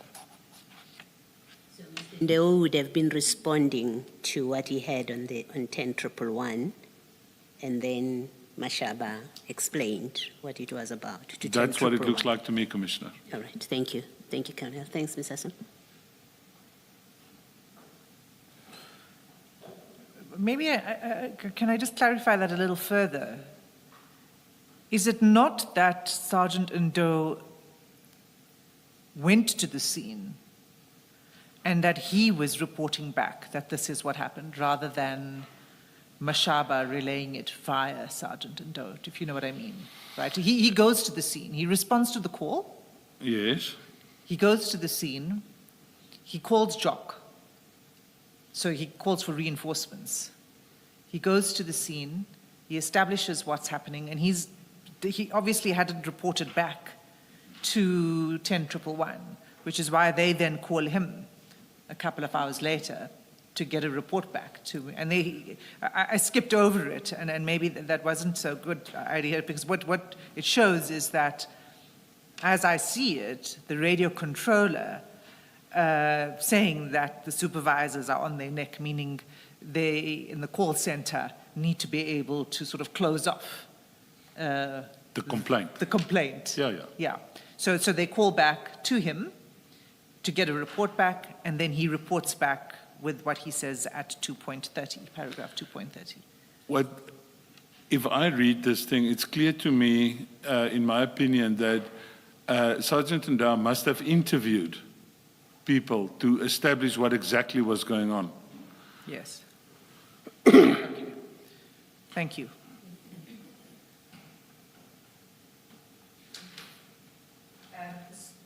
So we know now there are more, because there are officers that have been dispatched to the scene, there are now officers arriving already in the morning.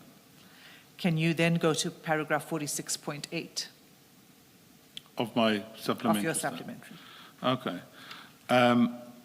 To complicate matters further, Scania Security also called a highway patrol vehicle which was conducting a roadblock nearby, or near the scene, sorry. So in addition to these officers, in addition to Sergeant Ndau and him calling Jock and saying, please send reinforcements, you've got the Scania people themselves making calls, and so there's additional security that's arriving. Yeah. And this would be, in this case, the highway patrol. Do you know whether it was just one highway patrol vehicle or more than one? I'm not sure if it was only one highway patrol vehicle, but if my memory serves me well, there was indeed a roadblock conducted by the Boysens people, the Boysens police personnel in the vicinity. And it was the highway patrol vehicle and some other marked uniform vehicles that responded with the highway patrol. I'm not sure how many, but if my memory serves me well, there was more than one vehicle responding. Okay. And then 46.9? 46.9, more and more law enforcement officers came to the scene, including a K9 unit members. Okay. So the K9 unit arrives, and there is a statement by Sergeant Pakula who says that he called the K9 unit. And that it was his brother's K9 unit that he had called. Am I recalling that correctly? If my memory serves me well, yes, I think that was correct. Okay. So now that we've got a K9 unit on the scene, did they conduct an inspection with the narcotic dog? I'm not sure if they did indeed conduct, because remember at that stage I was still not on scene. But yeah, I was not on scene, so I cannot really comment on if they did an inspection, yes or no. Should they have? It would have been a good idea, Yes. yes. Because that's the point of having a narcotic dog, is to at least at a preliminary level establish whether the crime scene you're dealing with is one involving drugs. Yeah, and search for other drugs that was not maybe the ones that were falling out of the container. Yeah. Correct. No, I mean, it's possible that there might have been more at the back of the container. Indeed, correct, Commissioners, yeah. Okay, so I just want to know whether you are aware that there are allegations, which I'm sure you're aware of because you've been doing the investigation. There were allegations by several members at the scene that General Khan had prevented the K9 unit from conducting the inspection. I cannot comment on that because, again, I was not there at that stage. I didn't specifically hear that. But, and again, at the time I arrived at the crime scene, General Khan was no longer on the crime scene. Okay. But you confirm that the K9 unit should have been permitted to do an inspection? It's always a good idea, yes, Yeah. Commissioners. Thanks. So then you can now go to 46.10. Later, DPCI members went to the scene, including members that I had instructed to attend to the scene. Pursuant to my conversation with General Katwa, excuse me, as set out in my main affidavit, the scene was contained with many people, in brackets police and civilian, in order in and around the scene. I think you said contained instead of contaminated. The scene was, thank you, Commissioner, I appreciate. The scene was contaminated.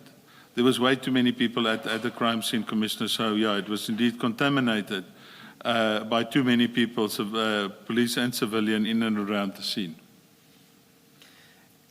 Okay, so you say pursuant to your conversation with General Kadwa, he instructed you to attend the scene. It was General Kadwa who instructed you to attend the scene. Commissioners, that's indeed correct. He phoned me, my original statement also indicated that he phoned me around 11 o'clock to indicate that there was a major drug crime scene that he wanted me and my team to attend to. And as I indicated in my original statement, I was then en route to a meeting in Midrand. I informed him of such, and I then gave my 2IC at the time he was Lieutenant Colonel Ludik.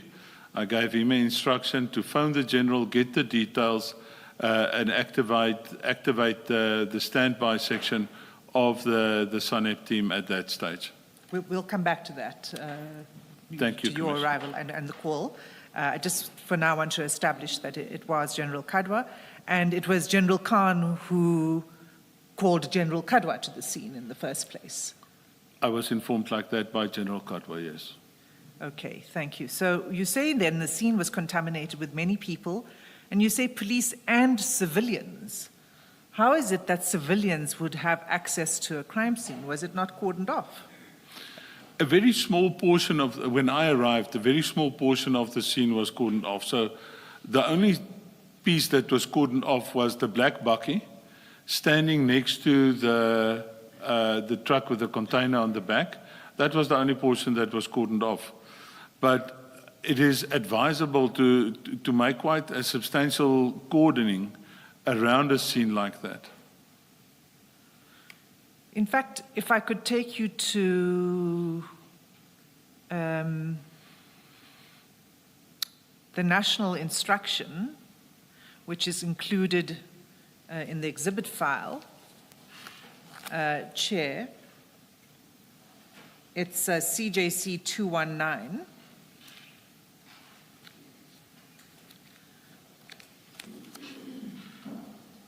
And if you could go specifically to page 139.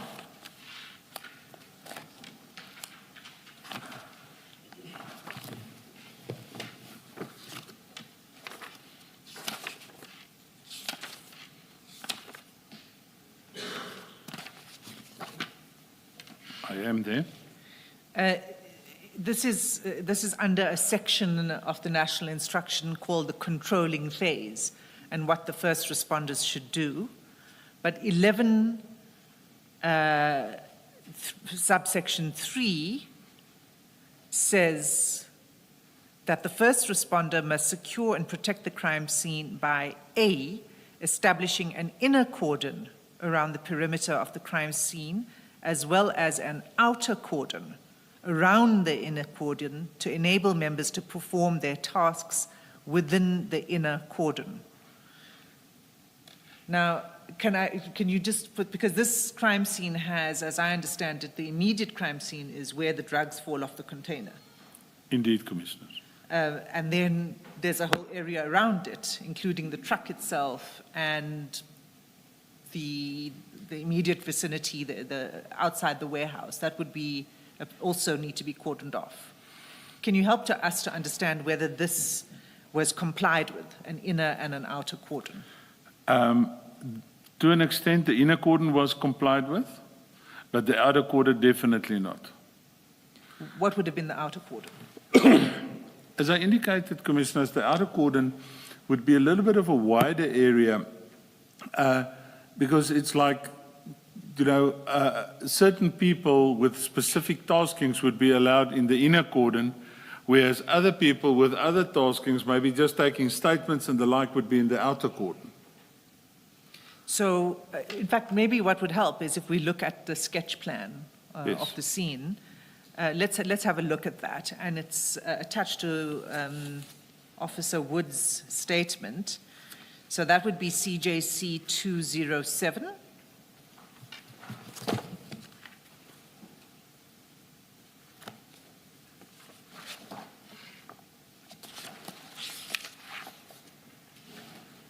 It's at page 21. 23. The sketch plan is at 23, but if we could just start at 21. My Colonel. apologies. It's a statement of Warrant Officer Wood. Apologies. Can you just tell us who she is? Warrant Officer Wood at that time was the standby member for LCRC, the Local Criminal Record Center, for that specific area. So, again, the Commission has heard a little bit about the Local Criminal Record Center and the importance of the LCRC in crime scene management. So this is an important person to arrive on the scene, right? Absolutely, to assist with photographs and fingerprints and the like. Yes, Commissioners. And if you see at paragraph 4, she says, in fact, if you could just read paragraph 4 into the record. On 2021-0709 at 11:45, due to a request of Warrant Officer Rikhotso, I attended an alleged crime scene, an alleged scene of crime at Omena Park, Aerodrome Drive, Eritton. Okay. Now, when I read this paragraph, I read it as saying that at 11:45, which was as a result of the request of Officer Rikhotso, she attended the scene, so that she was there at 11:45. What is your comment on that? My comment, Commissioners, would be as follows. When I arrived at the crime scene, one of the things that the investigating officer, Captain Sebola at that time, Captain, requested me was to find out what the delay was in LCRC's arrival on the scene. And remember, my original statement would indicate that I only arrived at about 1. So I then made a call to the officers, and they said, if my memory serves me well, that this individual was just busy on another scene but is en route. So she wasn't there when you arrived? I did not see her there, and the investigating officer also didn't see her there. And you Because arrived at around 1 o'clock? So, I arrived at about 1, Okay. yes. So this paragraph 4 at 11:45, it's not correct. Maybe she got a call at 11:45. I think that would be more correct, Commissioners, yes. Okay. So then we have the crime scene. Page 22 is the index to the sketch. And then 23 is the sketch itself. So if we have a look at 23.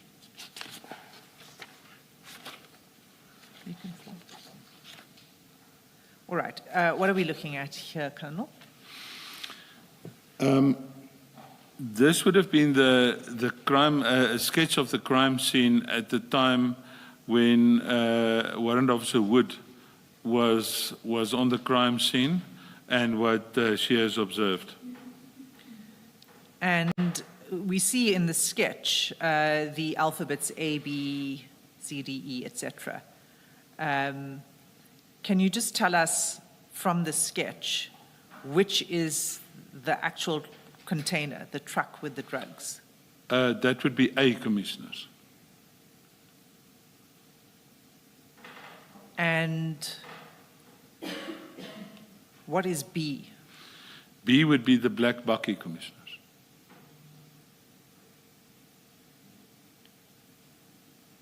And E? E would be one of the vehicles, I think that was Pakula's vehicle, if my memory serves me well. It was a red Kia. Yes, it was a red Kia. Okay. So that's E is a vehicle of one of the officers. And then if we look a little further down, you see C and D. Those are two other vehicles. Yes. And according to Officer Wood, C is a VW belonging to a suspect, she says. If my memory serves well, Commissioner, C was was a GTI Golf driven by the traffic officer, Mashaba. So C is Mashaba's vehicle, Yeah. and next to Mashaba's vehicle is D, which is a silver BMW. Do you know who that belonged to? Mr. Mashaba's informer. Cannot recall. We spoke about it earlier. What his surname was, I think is Nku. Nku. Yes. So they parked next to each other. How big is this area in the sketch plan? It is quite a big area. That inner area there, I would say, is at least twice the size of this venue that we're in width, Okay. and maybe 2-3 times in length. And if you were to describe, based on the sketch plan, where the inner cordon would be, where would that be? The inner cordon would typically be from the container in front of vehicle E, around vehicle A, and there where it's written on the sketch where warehouse 7 starts. Okay. And the outer cordon? The outer cordon would be from the outside of, in my opinion, from the outside of warehouse 7, the top line of warehouse 7 to at least the bottom line of warehouse 4. And then I would also have cordoned off vehicle C and D. Okay, so quite a large area. Yes. And that, you say, was not cordoned off? The outer cordon was outer not cordoned off on my arrival. Okay. Do you know why it wasn't? Who was in charge of the scene at the time? At the time that I arrived there, I was informed that Captain Sibola was the crime scene manager, and so he was in charge at that time of the crime scene. So, I mean, this is disturbing because when you arrived, it's 1 o'clock. Yes. So many hours have gone by, as we saw from the radio, two-way radio call that started in the morning. This is 1 o'clock when you arrive. That had not taken place. Okay. So read 46.11, please, into the record, and then we'll move. Before you do that, Colonel, in an operation such as this, Sorry, Commissioner, I didn't hear you. in an operation such as this, where information, according to Mr. Mashaba, he got the information on the 8th for the first time from his informer. And you've testified what happened on the 8th. He went to, I think, Yellow Jersey, and he was told, no, you can't search. Correct. And the following day, they escort this vehicle to the truck to Scania. Can you think of a reason why the informer would be on the scene, on the crime scene? I cannot think of any reason now. Yes. It's actually, in my opinion, it's not a good thing to have an informer on the crime scene because then you can expose him. And an informer is supposed to be a person in the background and not to be exposed Yes. on the physical crime scene. Yes. So ordinarily they wouldn't be on the scene, in your experience? In my experience, definitely not. Thank you. Thanks, Mrs. And when you arrived, was the informer still on the crime scene? Yes, Commissioner. We're going to come back to it. So let's just, 46.11 of your statement, if you could read that into the record. As mentioned, Captain Sibola, now Lieutenant Colonel Sibola, was designated to was the designated investigating officer and took over the crime scene as the crime scene manager. After interviewing the 3 officers on the scene, he was of the view that the reasons for their presence was unsatisfactory and that they ought to be arrested for dealing in drugs. He then took over that process while I assisted with the exhibit processes as outlined in my main statement. Okay. So this is the appropriate place now for us to go to your main statement. Can we go to that statement, please? Yes. Because you now deal with your involvement in detail. And I'd like you to go to paragraph 3. I'm there. All right. So can you read paragraph 3 into the record? On Friday, 2021-07-09, at about 1100 hours, I received a call from the provincial head DPCI Gauteng, Major General Kadwa.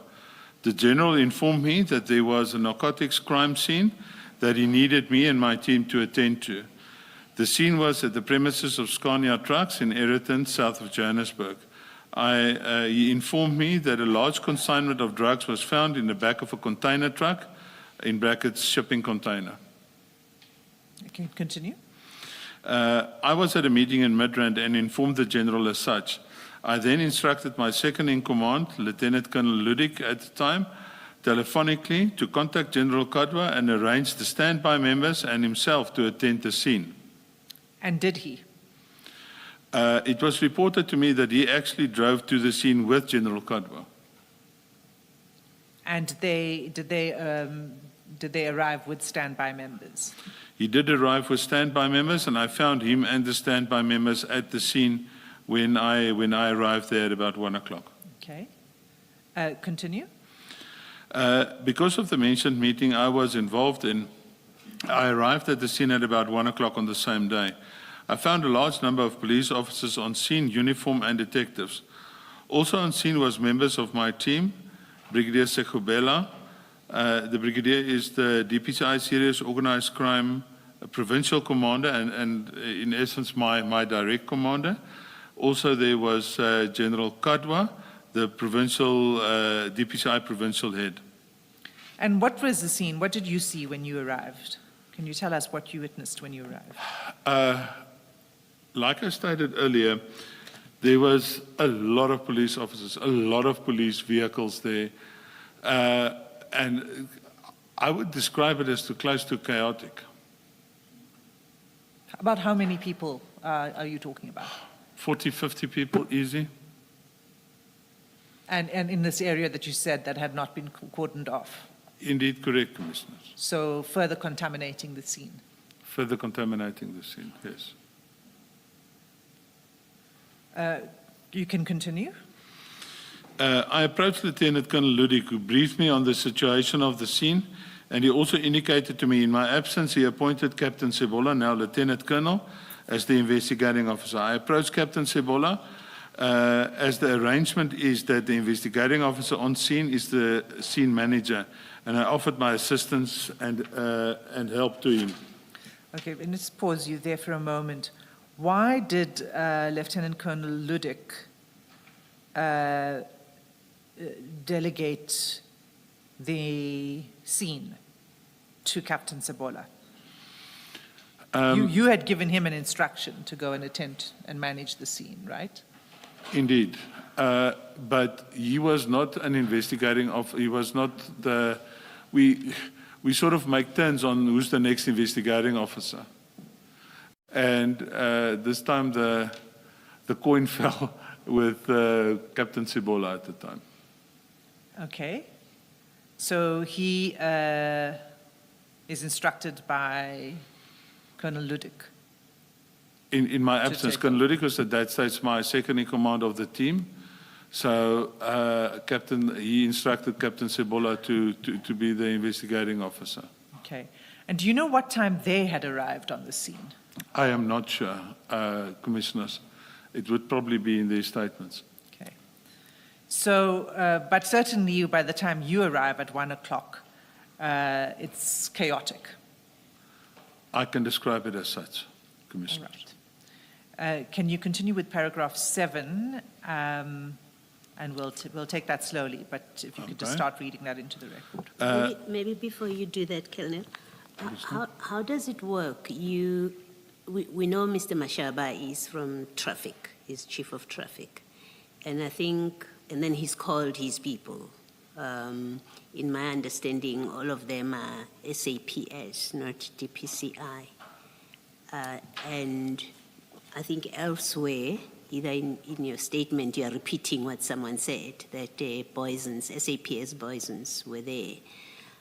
How does it work that this becomes a DPCI scene, as we see with Cibola, when in fact the original finder, if for lack of a better word, the original finder of the drugs is traffic, but there's also SAPS by the time you get your call from General Kadwa. How does that work? Commissioner, as I indicated earlier, the issue is that when it comes to these size of drug consignments, it is clearly a transnational or even trans-international trafficking of illicit narcotics that's taking place. So that's why the DPCI would typically take over such an investigation. Because we have a bigger footprint, and as I indicated earlier, our national coordinator also deals with law enforcement agencies outside of our borders. So that's why it would typically be a DPCI matter, Commissioner. And is that a common understanding within law enforcement? Yes, Commissioner.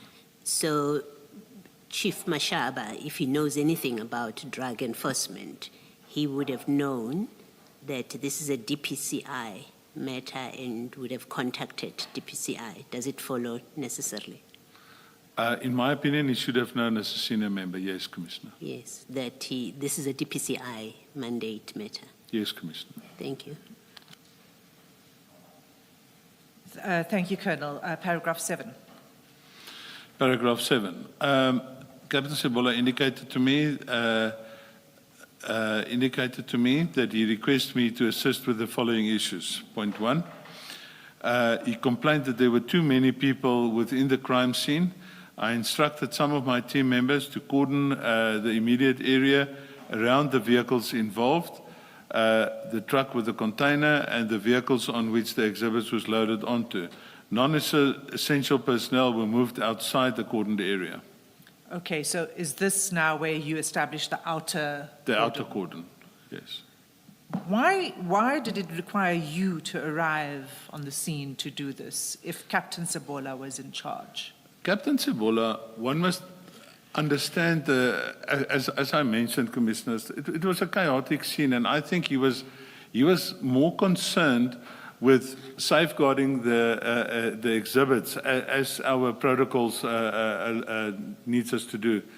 The exhibits and the suspects, he was concentrating on that, and that's why I think he initially left the outer cordon not to be done.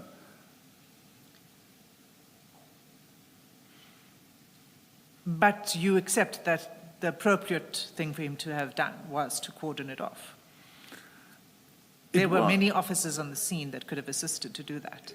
Absolutely, it was. But at the end of the day, one should have been on the scene to realize how hectic it actually was. So to a large extent, I understand why he did what he did. Because he was trying to... The scene was seriously compromised and seriously contaminated at that stage already by the number of people on the scene. So in trying to start dealing with that, I think he just, it was an elephant that he needed to attend to, so he started tending to it piece by piece and the like. And I think that's why the outer cordon at that stage was not a priority for him. That's just my opinion, based on previous experience with him on crime scenes. It was an overwhelming scene. It was one of the biggest scenes I've ever attended to personally as well. Right. And was General Kadwa still on the scene when you arrived? Yes, he was. And what would have been his responsibility in a scene like this, chaotic, overwhelming? And I'm not making any judgment calls here or anything on Captain Cibola. I'm just saying that this is the reality of the scene. And you have General Kadwa, who is the provincial head. What would have been his responsibility? Generally speaking, the General Kadwa would not have involved himself in ground operational issues. So he would have not instructed people to coordinate to do X, Y, and Z. Typically, he would just be in the background and he would be briefed what was going on.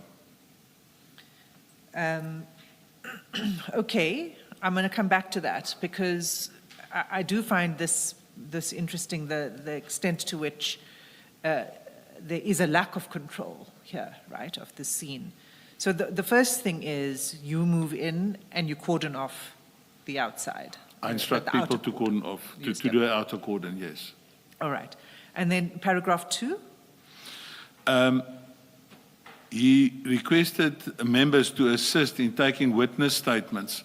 I also tasked members to talk to Captain Sibola for him to indicate whose statements needs to be taken. Okay, so you assisted with tasking members on Yes. Captain Sibola's behalf. All right. Paragraph 3? He indicated to me who the suspects were and requested members to deal with them. I tasked members accordingly. Okay. Now, on this point of the suspects, what were you assisting him to do? When you say you tasked the members accordingly, what were they meant to do with the suspects? Start interviewing the suspects, start taking their warning statements to get a better gist of the crime scene and their role on the crime scene. And that would have been, who were the suspects? Mr. Mashaba, Mr. Ndau, Pakula, and I cannot now remember the fourth one, but there were four suspects, commissioners. Was it not the informant? That was Nku. That would have been Mr. Nku, commissioner. I think when you said Ndau, you meant Nku. Yeah. So, Sorry, commissioner. So Pakula, I just want to also get a bit of clarity on this. And in order to do that, we need to go to the first statement you made on this, not for the commission, but at the time. And that's your statement of 13 July 2021, which is CJC 203. And it's at page 1 of the bundle. Yes. Colonel, you should have been a doctor in your other life. My handwriting is a challenge. I've heard that so many times. So we're going to need your help here. I did read it, believe it or not, and with some difficulty. So let's just have a look at this statement. And what I would like you to read, well, you can read anything you want, but my particular interest was at paragraph 5.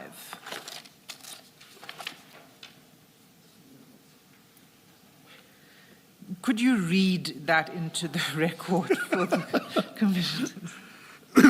I ask, how do you know what's written in paragraph 5? Yeah, Commissioner, sometimes it's even a challenge for myself. But I will read it to the best of my ability. Thank you. I was assisting with the general working on the scene when I was introduced to Colonel Sipungu as being the commander of Warrant Officer Pakula, a member of the National Investigation Unit based in Pretoria. Warrant Officer Pakula was one of the persons placed under arrest. I then, in the presence of General Kadwa, I asked Colonel Sipungu if he was aware of the operation that his member was conducting. He indicated that he is actually on leave, but received a message from his member, Warrant Officer Pakula, at 0827 that he, Warrant Officer Pakula, was following up on drug-related information. He also offered to show me The message. to show us the message. I left the colonel and continued with my duties and I recall that I now I have a Relayed. challenge. Relayed? Relate to Captain Sebola that we in due course should also obtain a statement from Colonel Sipungu and also indicated to him that what the Colonel said. Okay. So, when Officer Bakula, before Officer Bakula, what this says is that before Officer Bakula arrived on the scene, he did call his commander. That's what's indicated to me, yes. Okay. And he and informed his commander, and as I understand it, but correct me if I'm wrong, whose Colonel Sipungu did not object to him attending to the scene. It didn't look like that. Colonel Sipungu, as I remember correctly and as I stated here, was on leave at the time. So Pakula should have informed whoever was acting in Sipungu's place, but that is just my view of this. But even though he was on leave, he came to the scene, Colonel Sipungu. That's correct, Commissioner. Is that normal? No, that's not normal. If you're on leave, you're on leave. You're not supposed to involve yourself with official duties when you're on leave. So you then inform Captain Sebola of this conversation, and you say to him, this is what was told to you, and that a statement should be taken from Colonel Sipungu. That is indeed correct, Commissioner. Okay. And do you know whether that statement was taken at the time? I think it was taken later, but I cannot confirm that. Okay. Let's move to paragraph 4. 7.4 of your statement. We're back to your statement. Sorry. Okay. He requested members to deal with the exhibits. I then, and this I remember specifically because there was an issue later. I specifically tasked Captain Norkia and Warrant Officer Morris to deal with the issue of the exhibits, the safeguarding, counting, and general handling of the exhibits.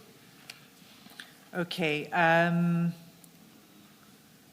I want to deal with this exhibits and the counting and in a bit more detail. So I'm going to come back to it. Can you first read in paragraph 5 before I come back to paragraph 4? He asked me to contact FSL and LCRC to assist with the handling of the exhibits and the photographing thereof at the scene. I adhered to the request. Forensic Science Laboratory indicated that they were not able to assist as they were running on skeleton staff because of COVID and also had a problem with storage space. LCRC was busy at another scene, arriving a little bit later, and dealt with the photographing of the scene and the exhibits and the leftovers, in inverted commas, of the black carry bags, as well as that was handed to the LCRC member for DNA and fingerprint analysis. Okay, so just on this point 5, we saw in the Port Shepstone case a similar thing. It was a chaotic scene. Indeed. There was contamination. It destroys the integrity of the evidence, right? Yes. The second parallel here is, like in Port Shepstone, the lab didn't have storage space to Yes. take the drugs. Yes, Commissioner. What is the problem here? Why does the lab not have sufficient storage space?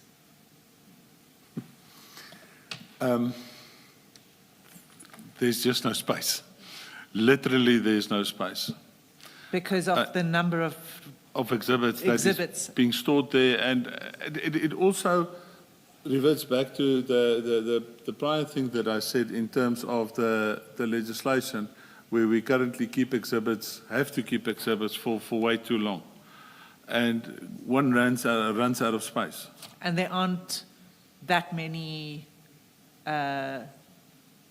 labs in the area, I suppose. There's Gauteng, there's one, excuse me, there's one lab in Pretoria. That's the main forensic lab. And I know there's one in Cape Town. There used to be one in KZN as well. But the one in KZN got damaged. It had serious flood damage. So exhibits at that time were no longer going there. Is that the one in Amanzimtoti? That's correct, Commissioners. So there's just one lab, and that's in Pretoria. And then there's one in Cape Town. In Gauteng, I mean, there's just In one. Gauteng, just the one in In Pretoria. Pretoria East, in Silverton. Yes, Silverton, that's correct, yes. And so you say that they aren't able to assist. So we'll come to then what happens with the exhibits. But the second thing that you say is when you arrived, the LCRC was still not there. At what time did, and the officer, the member, LCRC member we know now is Officer Wood. What time did she arrive? Excuse me, Commissioners. I do not have the specific time that she arrived, but obviously when she arrived, she would have started to take photographs. Let's have a look at the photographs that you provided. Of photographs that I provided Yes. with her taking photographs. Correct. Yes, Commissioners. Let's go to, well, let's start at page 9. We saw these earlier this morning.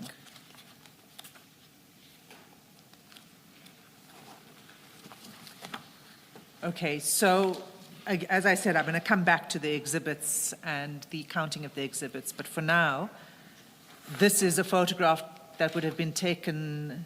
This is not the actual photograph taken by Officer Wood, No. but she would have taken photographs of the Similar scene. photographs, yes. And page 10. That would be correct, Commissioner.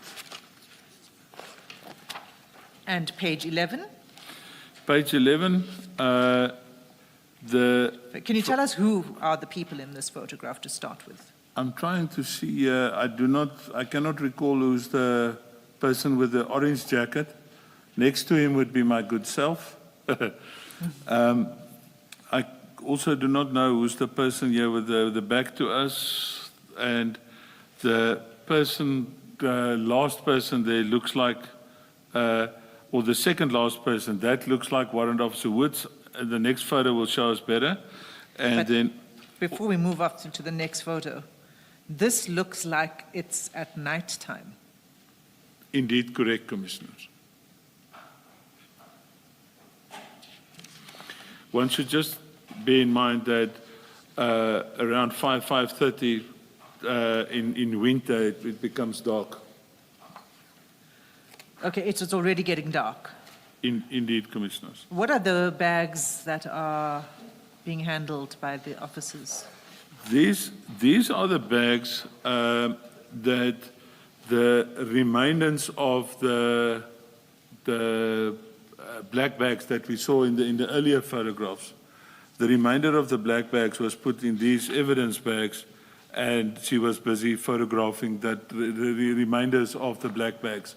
As I indicated, it was given to her on the scene, but she would photograph it before she leaves with it to go and check for DNA and fingerprints in and outside these bags.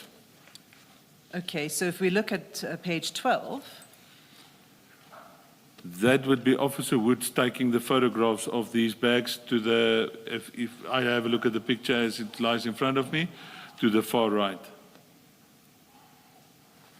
And I see now the person there to the far left, that looks like Captain Norkia. to the far left in the With orange. his No. back towards the photographer this side. I see. Right next to the bags on the left-hand side, right opposite Officer Woods. I'm not sure I follow exactly. Is it the person, there's a person with a long coat? The person with the long coat looks like Brigadier Sekobela, my direct commander, and then just in front of her, In to front her of her. left-hand side, that would have been Captain Norkia. Okay. And finally, page 13, who are, well, we can see Officer Wood still taking photographs. Officer Wood still taking photographs. That looks like these would have been two members from my team. They're definitely busy with completing registers there for the official dotting down of the issues of the details of these evidence bags. Maybe assisting Morris and Norkia. Okay. All right, so, and now this is after dark. This is now seriously after dark. Yes, Commissioners. Can we take a step back and now deal with the exhibits and the handling of the exhibits? You said that you had instructed, you assisted Captain Sabola by instructing Norkia and Morris. Captain Norkia and Warrant Officer Morris. That's correct, Commissioner. Okay. Now, to do what? To count? To do what exactly? All the bags, these drugs, these bricks, are they still in the black wrappings? They're still in the black wrappings. In the canvas bags? Yes. Right. If I can take you back, where's the photographs that we just had? If you go back to photograph 4.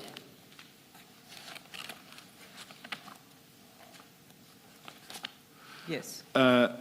When these bags were still on the back of the black bucky, they were still on the back of the black bucky, I instructed those two to start unpacking this black bucky, and this is where they started. In other words, they were busy unpacking these bags, and as the bags were put there, this photograph was taken. Okay. So these were now the photographs of the bags, about 23. And then what is the next step? The next step would be to open these bags and inspect the content of it. And to count? Well, first see what is inside the bags. Remember, we did not know what was inside these bags. Right. When they opened the first bag and they saw the bricks, they called me over to say, Colonel, come and look what we have here. And then we immediately realized what we have. Well, as I said earlier, although it needed to be confirmed by analysis by forensics, we knew that we had a very, very large indication that we're dealing with cocaine bricks here. Okay. So they showed it to me. I said, unpack everything and count it and put it into evidence bags. And was this done in front of the suspects? I'm not sure where the suspects was at that stage, but the suspects were being dealt with by Sebola and the people I instructed to assist him with dealing with the suspects. Would it be required that it's done in front of the suspects? The evidence bag sealed in front of the suspects, yes. But you're saying you don't know whether it was done or it was not I'm not done? sure if it was done, no. Okay.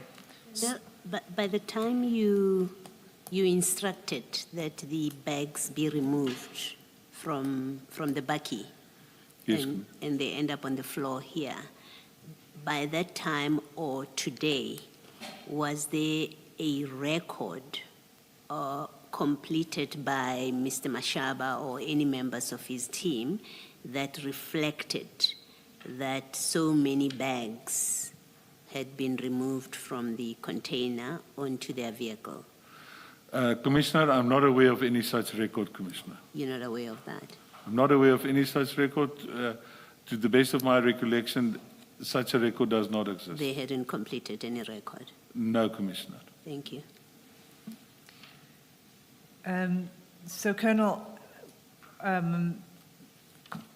we're going to go slowly through the exhibits and how, and what you and Captain Norkia and them found and how many bricks, etc. But I don't want to overlook any aspect of your statement as we do that. So can you just read in paragraph 8 and 9 before I ask my next questions?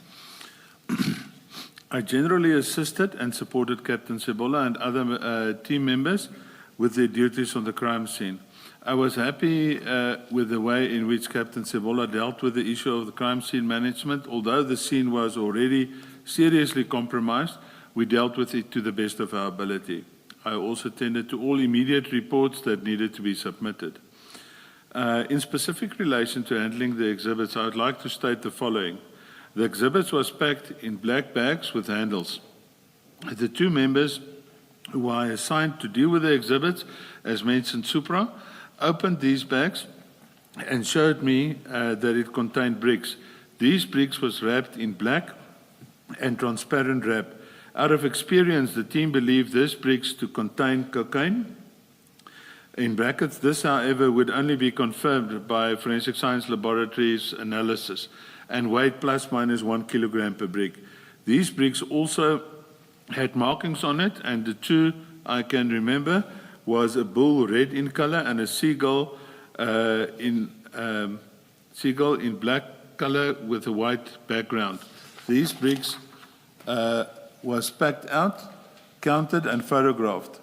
The count came to 715 in total. The bricks was then sealed in official exhibit bags and recorded in number of the bricks per bag and bag numbers. These exhibit bags have specific and unique serial numbers as well. I assisted Captain Sebola to make arrangements for the exhibits to be transported to Boyson's SAPS as the crime scene was in their area. The exhibits was transported to Boyson's SAPS in an official police vehicle under armed guard, in brackets SAPS members. The two members who I appointed as the members responsible for the exhibits also accompanied the exhibits to hand it into the SAP 13. Okay, let's pause there. Let's go to the SAP 13 register. That you'll find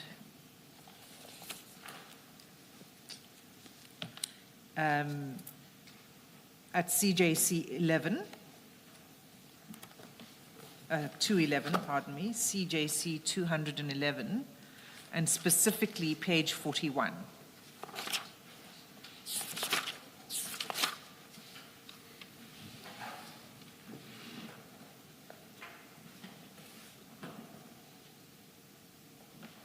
Have you got it, Colonel? I have, sorry. So am I right that this is the SAP 13 register? This is definitely SAP 13 register. And we see on the left-hand column on that page the date 9 July 2021. Right? Yes, ma'am. And then and then it says which station in the second column. And it lists the crime, dealing in drugs. Correct, Commissioner. And then the third column is the column that describes the exhibits that are booked in to the register. Indeed, correct. And it starts at 3.1. Correct. Can you just, we don't need to go through every single one, but can you just describe to us what's contained here in 3.1 to the end? 3.1 describes one, in brackets 1, times sealed bag with serial number PAB 000297151 containing 18 times 1 kilogram bricks. I can't read that word, suspected cocaine. Possible suspected cocaine. Right, so that's 3.1. So each entry, if we look down that column, it goes all the way to 3.49. There's one page duplicated, but if you go all the way down, scroll down, it goes to 3.49.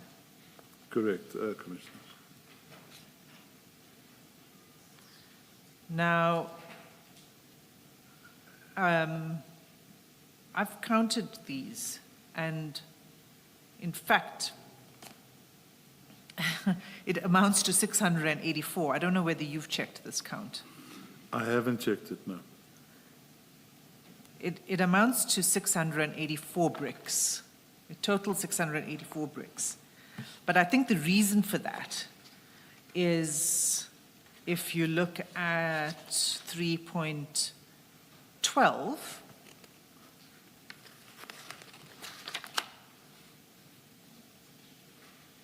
Page. page 43, Chair.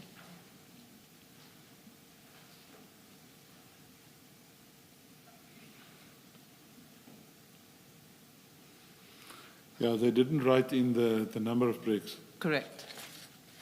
And if you cross-check that exhibit bag number with Morris's statement, you'll see it's meant to be 16. And we'll look at that in a moment.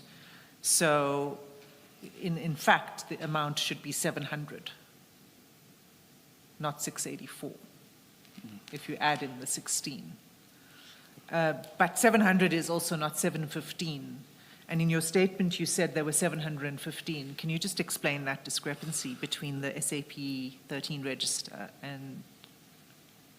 I cannot, because I was not present when this was handed in. I don't know if they omitted by counting some other bricks, just just handing in the bag itself.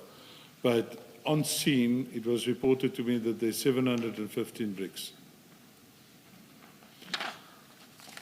And Do you know why they don't put the total at the end of the entries? I mean, it would Make your life harder. life easy for everybody, because when you read this many years down the line, I would expect that 3.1 to 3 point whatever, at the end they would tally all of them together and say total equal to... I will agree with you, Commissioner, that would have been much easier. But again, remember, I was not there when they wrote in, when this exhibits were booked into the SAP 13. But if you have this history of exhibits going missing while in police custody, surely it would help if, when they are first booked in, there's a proper entry and they are tallied and a total number is inserted there. I will agree with you, Commissioner. I think if we have a look at Morris and Norke's statement, they kept record of this, so they must have been, I don't know if one was just missed or something, but I totally agree with you, Commissioner. That would indeed make a lot of sense, sir. So, I mean, the question from Commissioner Khumalo is important because it is about maintaining the chain of custody and the evidence, integrity of the evidence, which will help to secure a successful prosecution down the line. So each step along the way here is hugely important. It might seem very small, but it's not. So the error in the SAP 13 register at 3.12 looks like it was just an error if one does a cross-check, but it could become significant. Yes. And it's an important thing to get correct. And I think that's where why this question is quite important. But so what we have is the SAP 13 register, which amounts to 684. But let's say, well, we've seen 3.12. It was just an omission of 16, so it actually totals 700. But you say it should actually be 715. If we go to Warrant Officer Morris's statement, it is a warrant officer, am I right? Morris is a warrant officer, yes. So that would be CJC 206. And it starts at page 16.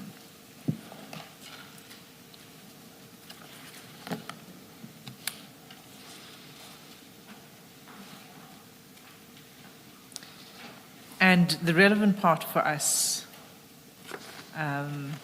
although you're welcome to take us anywhere else in the statement if you wish, But if I could ask you to have a look at paragraph 9.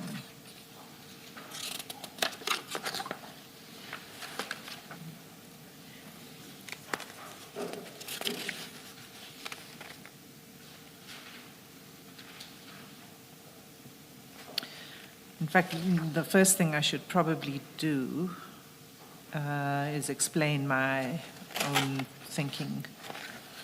So, the SAP 13 register, you don't need to go back there because there's a lot of flipping of pages. But that 3.12, the exhibit number, was 296842. 296842. And if you look at paragraph 9 of Morris's statement, from the 6th sports bag, the second entry, you'll see 296842. Yes, Exhibit number. And it says 16 packages. 16 packages. Yeah. So I'm just explaining to you where I got the number 16 from, because that's the same exhibit number, and that's the 16 that had been omitted, right? Okay. So here in paragraph 9, what is Officer Morris describing? Officer Morris is describing how many of those blocks were packed into a specific unique forensic bag with a specific unique serial number. And then later, that was 14. Yeah, that was what he describes in paragraph 9. Right. Now, on my count, that adds up to 700, not 715. Okay.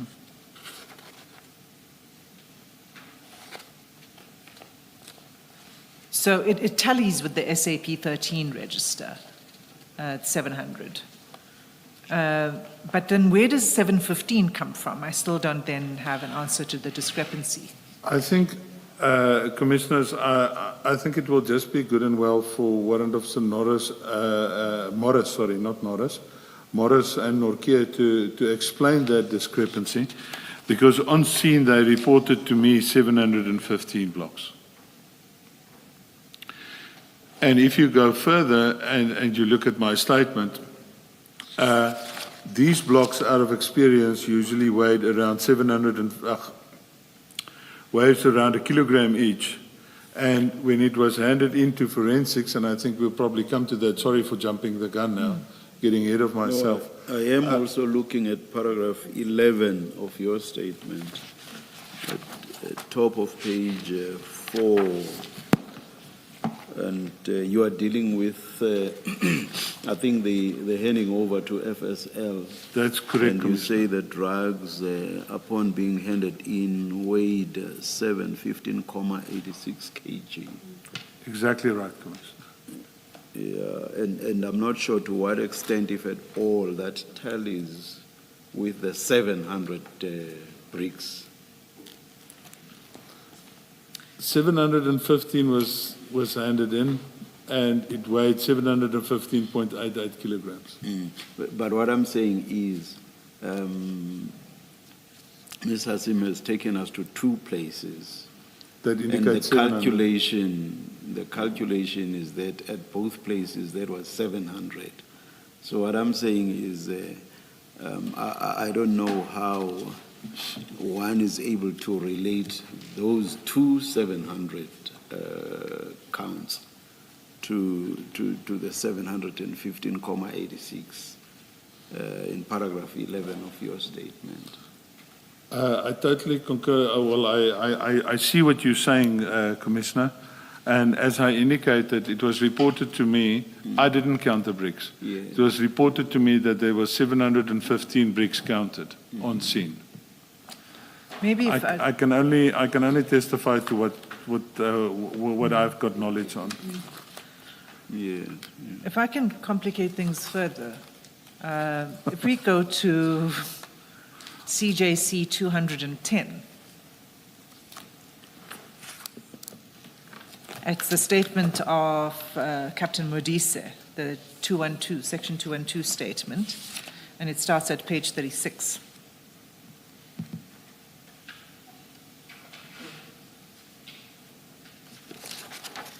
Okay. So, just to begin with, Captain Modise is the forensic analyst in the lab, correct? Yes. And she provides a statement to record that she received the evidence bags, right? That's correct, Commissioners. And if we look at paragraph 3 of her statement, she says, during the execution of my official duties on 21 July 2021, I received 49 sealed evidence bags with unique numbers, and then she lists all of the serial numbers, and we know there were 49 bags. But the last sentence of that paragraph says the total number of solid substance blocks was 715.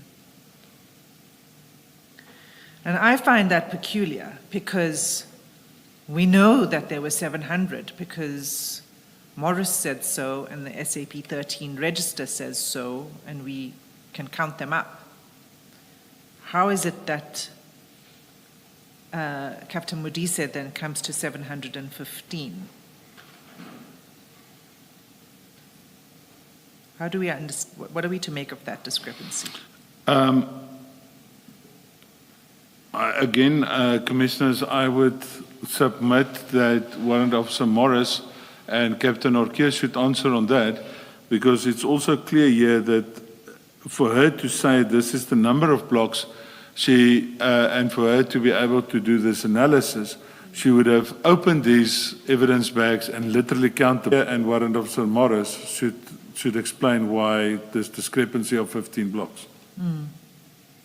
Because when they're handed into the SAP 13 clerk, the clerk is also doing the count, right? Yeah. And at paragraph 6 of Captain Modise's statement,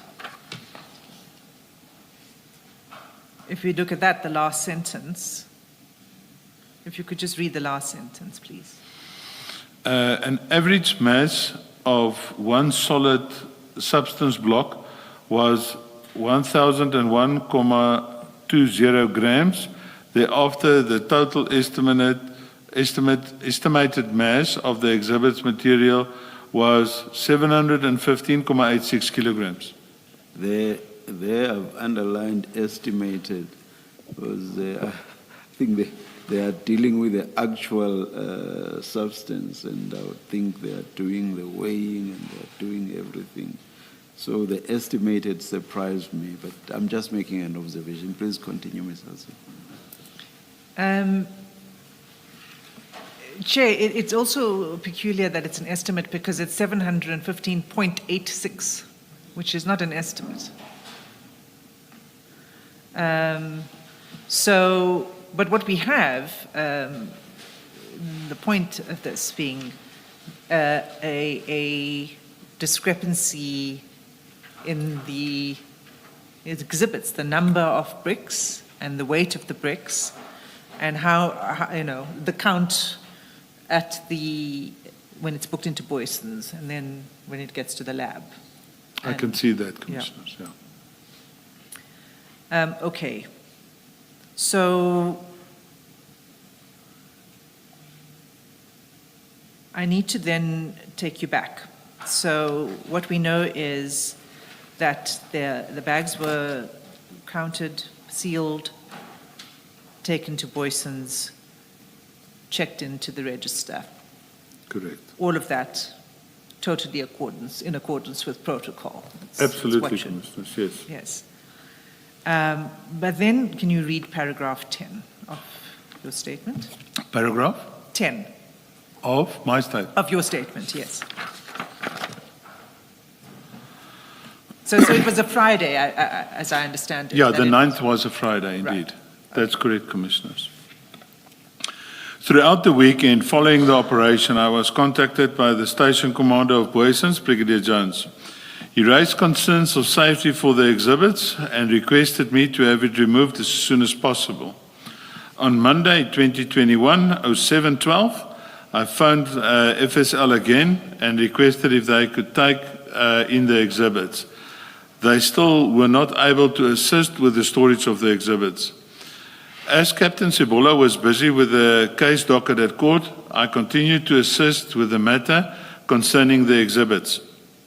I phoned Brigadier Naika, the National Coordinator for SANET, for assistance. He indicated to me that he's got access to safe storage at a base at the the SAPS College in Pretoria. I arranged members of my team, including the two that were dealing with the exhibits from the outset, to meet me at Booysens SAPS. I also arranged a number of SAPS Highway Patrol members to assist with the transport and safeguarding of the exhibits to the mentioned safe storage. The exhibits were booked out by Captain Norkia, loaded into the Highway Patrol vehicles and transported to the mentioned safe... Sorry, I just heard a noise. My apologies. The exhibits were booked out by Captain Norkia, loaded into Highway Patrol vehicles and transported to the mentioned safe storage in Pretoria. On our arrival, I was shown the storage and inspected it.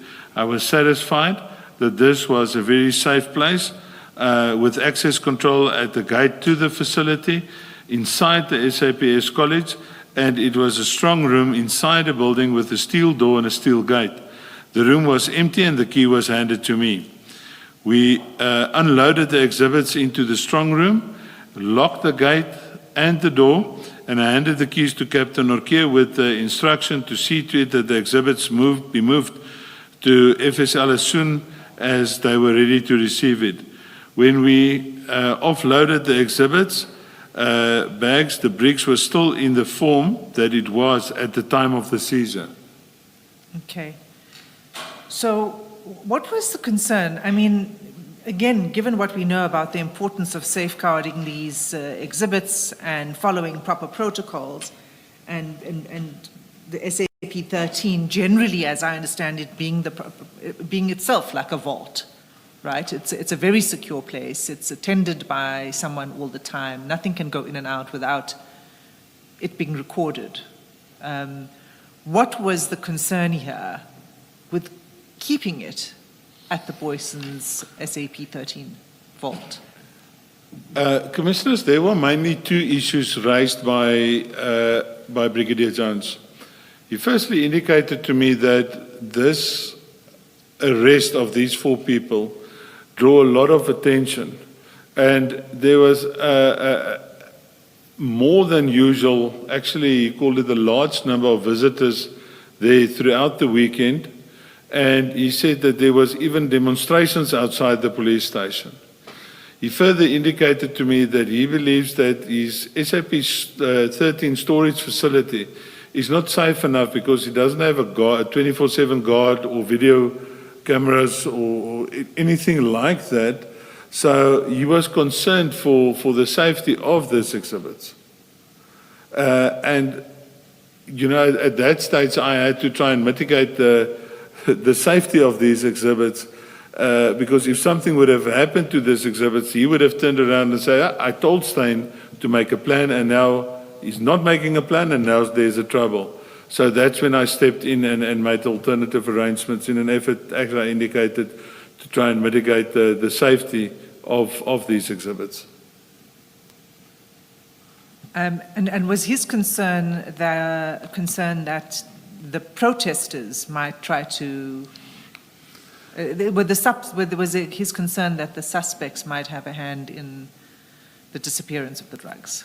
His approach was that there were a lot of extra movement because of this case around his police station, and he raised that as a general concern. I cannot comment on his train of thought per se, during his telephone calls to me, but he had, according to him, he had serious concerns about the safety of these exhibits. Did he mention the size of the hall, that it was unusual for his police station and that made him uncomfortable? Because I recall you earlier saying it was one of the largest you've ever come across. Commissioner, he raised the issue of the value of this exhibit during some of our conversations. Indeed, he did, sir. And he called you more than once. Oh, pardon me. Oh, no. Go ahead. He called you more than once on that He weekend. actually called me, for lack of a better word, and I do apologize. It was starting to get irritating, the number of calls he actually made to me. But I also, in hindsight, I understand why he made those many phone calls, because he wanted to also see to the safety of those exhibits. And in essence, although the exhibits was into his SAP 13 to a very large extent, the safeguarding of the exhibits or the whole risk in terms of the exhibits would also form part of our responsibility to an extent. Yes, Commissioner. Let's adjourn and resume at 2 p.m. Thank you, Chair.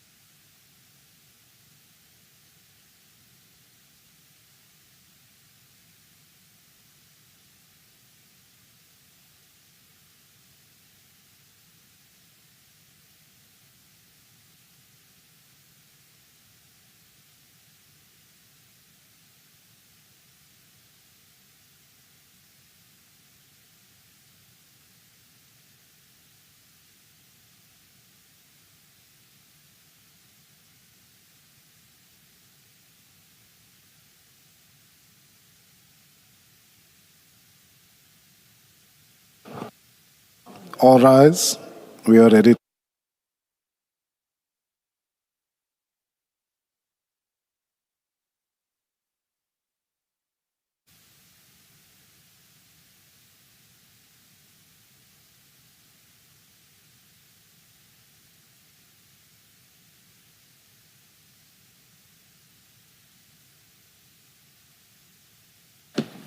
Yes, Ms. Hassan. Thank you, Chair. So, Colonel, we were dealing with the number of bricks and the weight and all of that of the drugs, and we were last looking at the statement of Captain Modise, the forensic analyst. Just continuing on that, in that same vein, could we just have a look, please, at CJC 211? It's at page 38.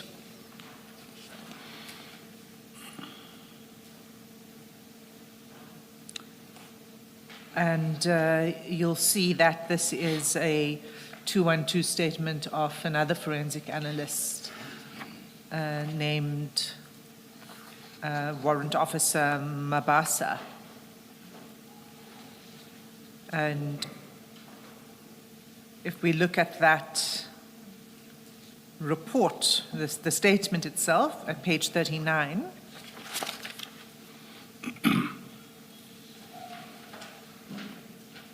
and if we look specifically at paragraph 3,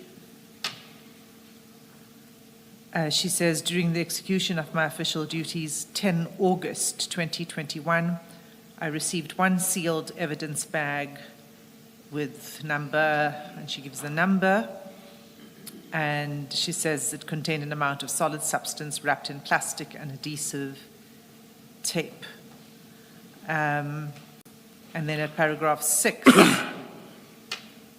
she determined that it is cocaine and that it weighs 1 kg. Can you explain how this one extra brick of cocaine arrived at the lab? Commissioners, yes. Initially, I was not aware of this brick, but it was reported to me by Captain Norkia that if we recall the photographs that was taken, the wrappings of the sports bags was handed to Warrant Officer Woods from LCRC to check up on possible fingerprints or DNA inside these wrappings. Seemingly, according to Captain Norkia, what has happened, one of these bricks got stuck inside this adhesive wrapping that was around these bags, and that block was missed, probably because it was getting darker, the lighting wasn't that well. One of those blocks got missed, and it was then retrieved by Warrant Officer Wood, who then gave it to Captain Norkia, and he handed it in again. So this was it was trapped in the canvas bag, or in that plastic wrapping. Commissioners, if you recall that, as I indicated in that photographs, the wrapping was it had a strong adhesive on the inside. The wrapping where the canvas bags was wrapped into, and it must have gotten stuck in one of those, because the 23 bags that was unwrapped, as you could see in one of the photographs, Warrant Officer Wood is busy taking photographs of these bags in sealed evidence bags, and it was heaps of them. So I think it just got stuck in the inside of that adhesive wrapping of the canvas bags. Okay. That's the only explanation I got from Captain Norkia.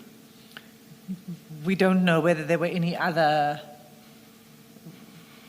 bricks that went. It was only the one that was undetected. reported, Commissioners. Okay. So let's return then to your statement. It's paragraph 12.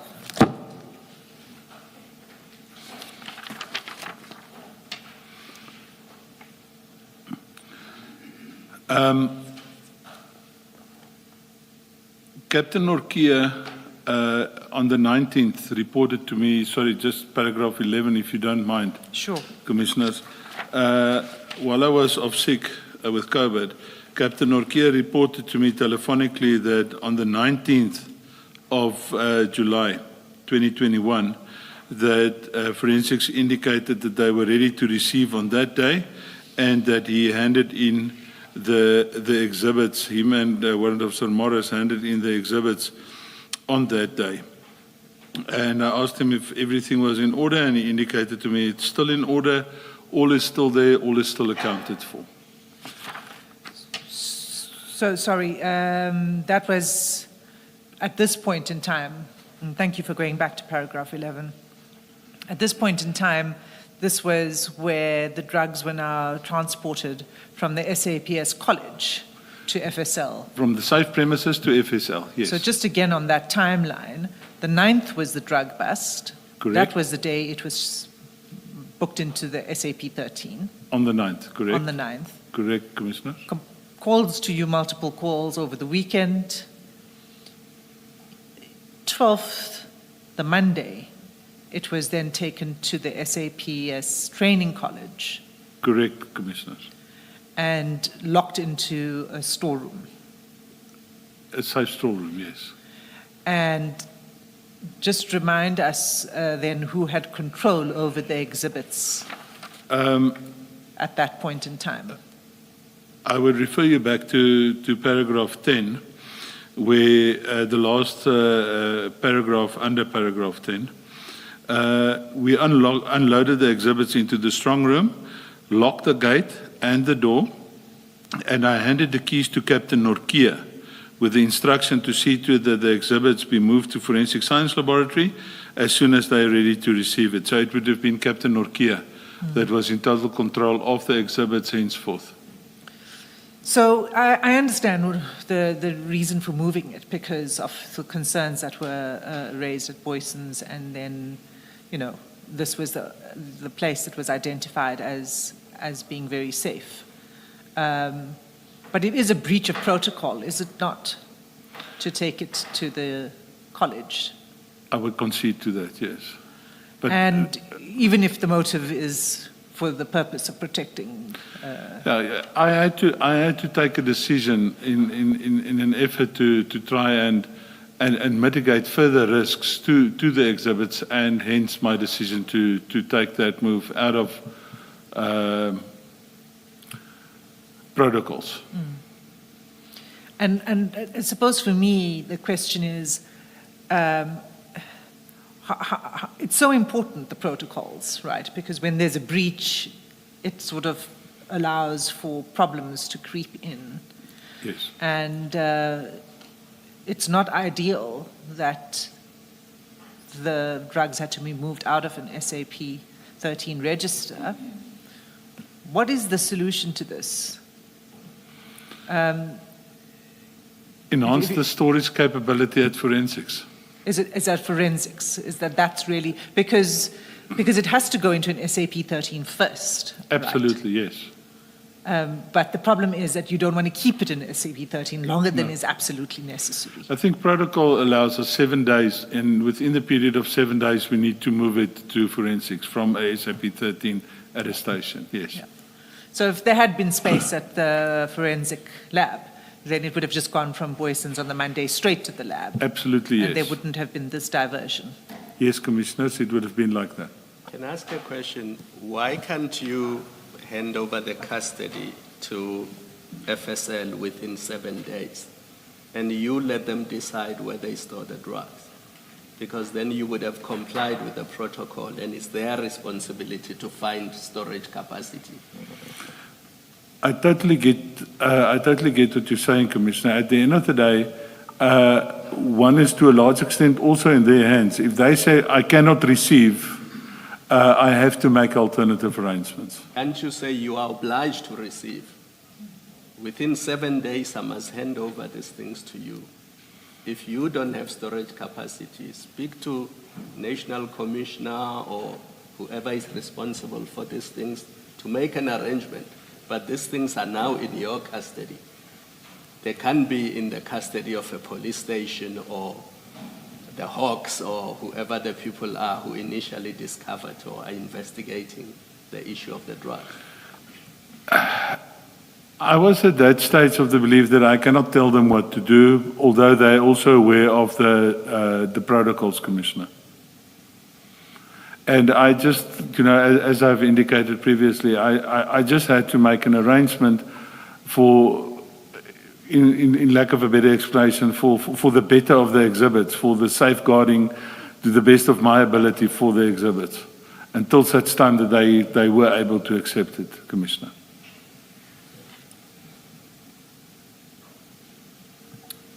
Thank you. So the drugs then are transported from the training college to, so there's a 9th, the 12th it goes into the storeroom at SAP College, and then on the 19th it's taken to the forensic service lab. Is that correct? Correct, Commissioner. Okay. And then at that point, when it's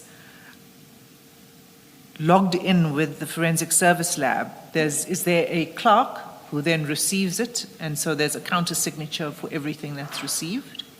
Is that right? That is indeed correct, Commissioners. And as I understand it, at that point in time when the exhibits are now being handed over at FSL, it was discovered that there were some bags with small tears in them. Do you want to just explain that? When Captain Norkia phoned me on the 19th to indicate to me that the bags were handed in, and I questioned him on the status of the exhibits.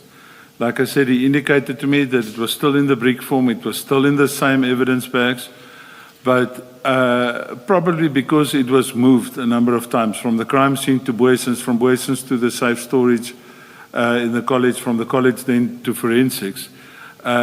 Because these evidence bags, although it's quite thick plastic, I think because of the transportation and the movement of these bags, there was small tears in the exhibit bags. But according to Captain Norkia, the tears was so small that the bricks would not fit through a tear like that.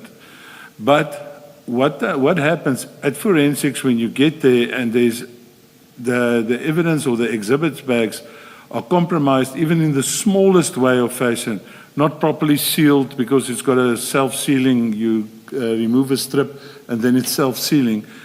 Even if there's a small little problem with that, they refuse to accept it.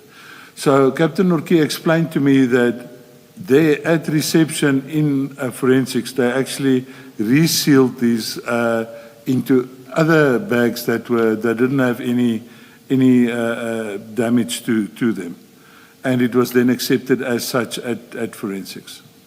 So they would be resealed into new bags with new exhibit numbers, Correct. New sealed numbers on Correct. the bags. Yeah. And I think there were about 8 such bags. I'm not sure of the count. I cannot recall that he gave me a specific count. He just said there were some of the bags.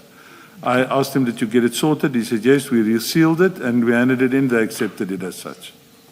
Okay, maybe just for the sake of completeness, I'll just, if you look at Officer Morris's statement, again, CJC 206,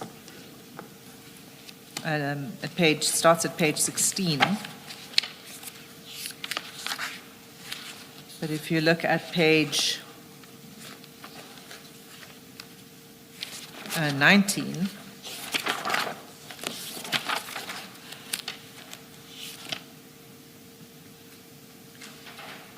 at paragraph 13, he says they transported, him and Captain Norkia transported the bags on the 19th of July to the FSL. And then he says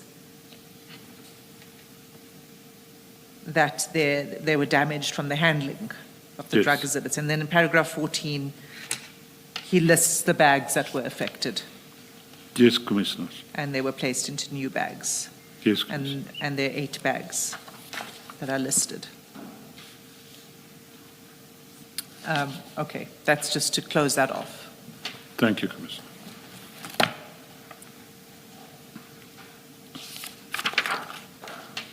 All right. And then I think we're then at paragraph 12.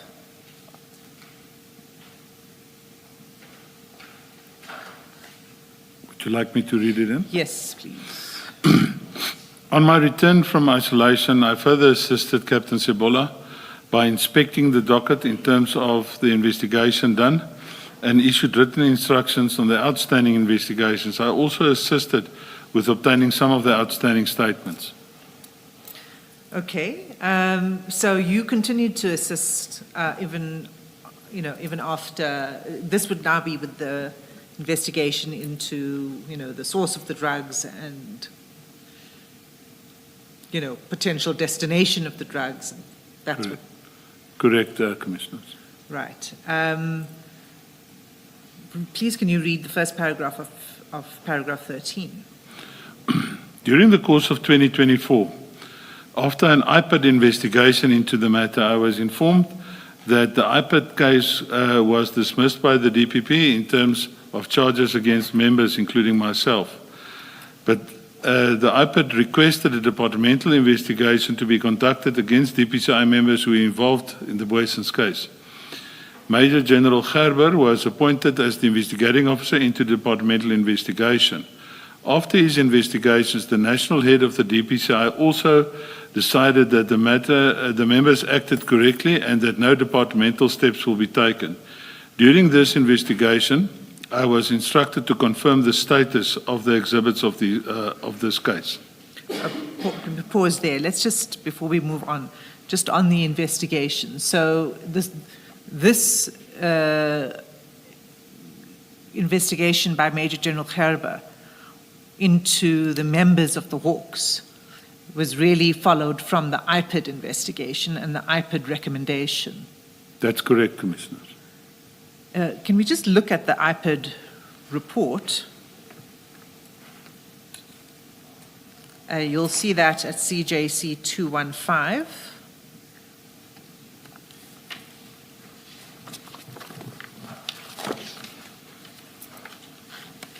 And it starts at page 76.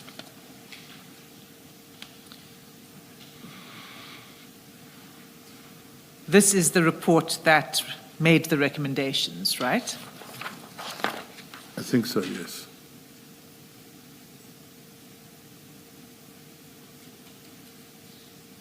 You'll see at paragraph 2.1 of that report,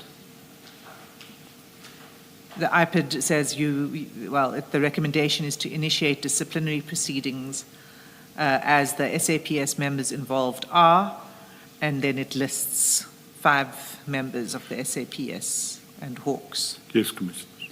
And those are Major General Khan, Major General Kadwa, Brigadier Sekobela, Colonel Stein, that's you, and Lieutenant Colonel Sebola. Correct, Commissioner.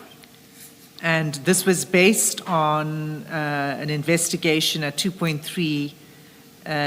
The IPAD investigator lists all of the statements and evidence relied on. You see that? I see that, Commissioner.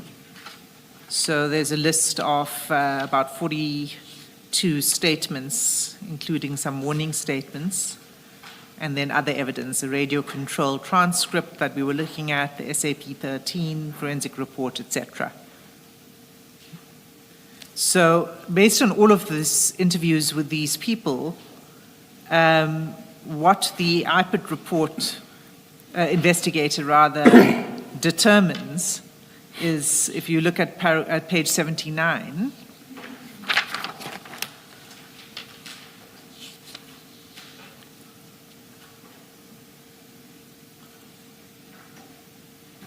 the first paragraph.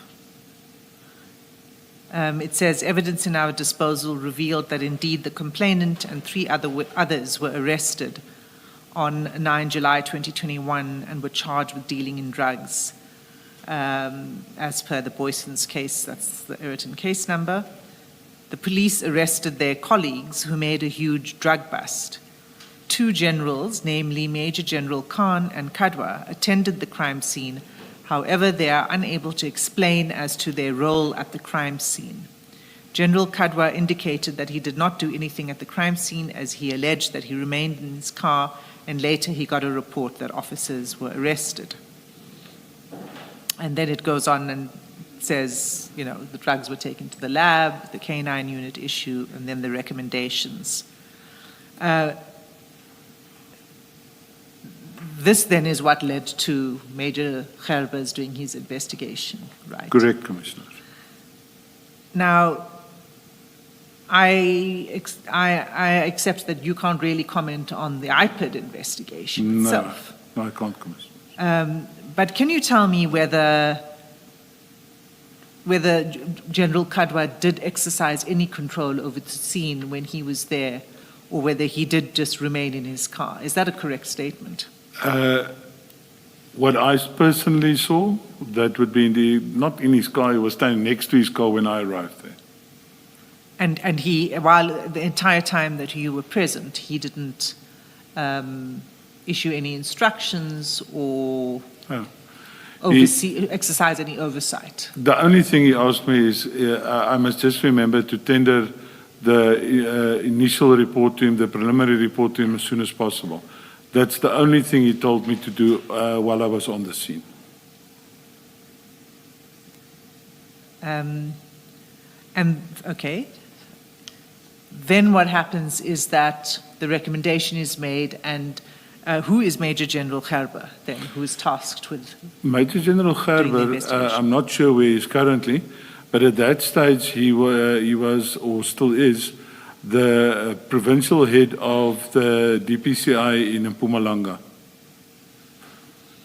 Okay, and did he interview you for the purposes of the investigation? He did telephonically, and I attended the statement. Okay. I'm going to return to his conclusions. I mean, as we know, ultimately he exonerated the 4 that he investigated, right? The 4 Hawks members. Yes, all right. I'll return to that because... You say the 4? Yes. I think there was 5. No? No, General Khan doesn't fall under the Hawks. Thank you.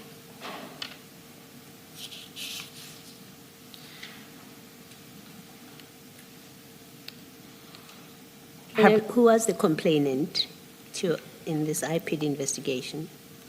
I am not sure, Commissioner. Okay. Thank you. Does it not say Mr. Mashaba in 75? Sorry, my mic was off. It says the complainant in brackets, Mr. Mashaba. Paragraph 3 on page 75. 79.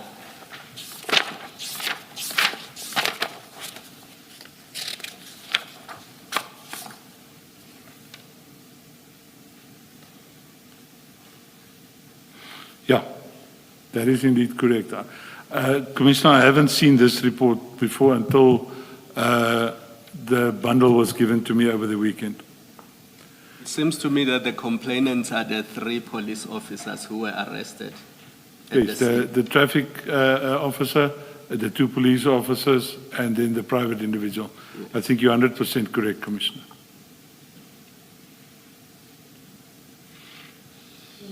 To your knowledge, you say, it says, I think you say in a statement that the DPP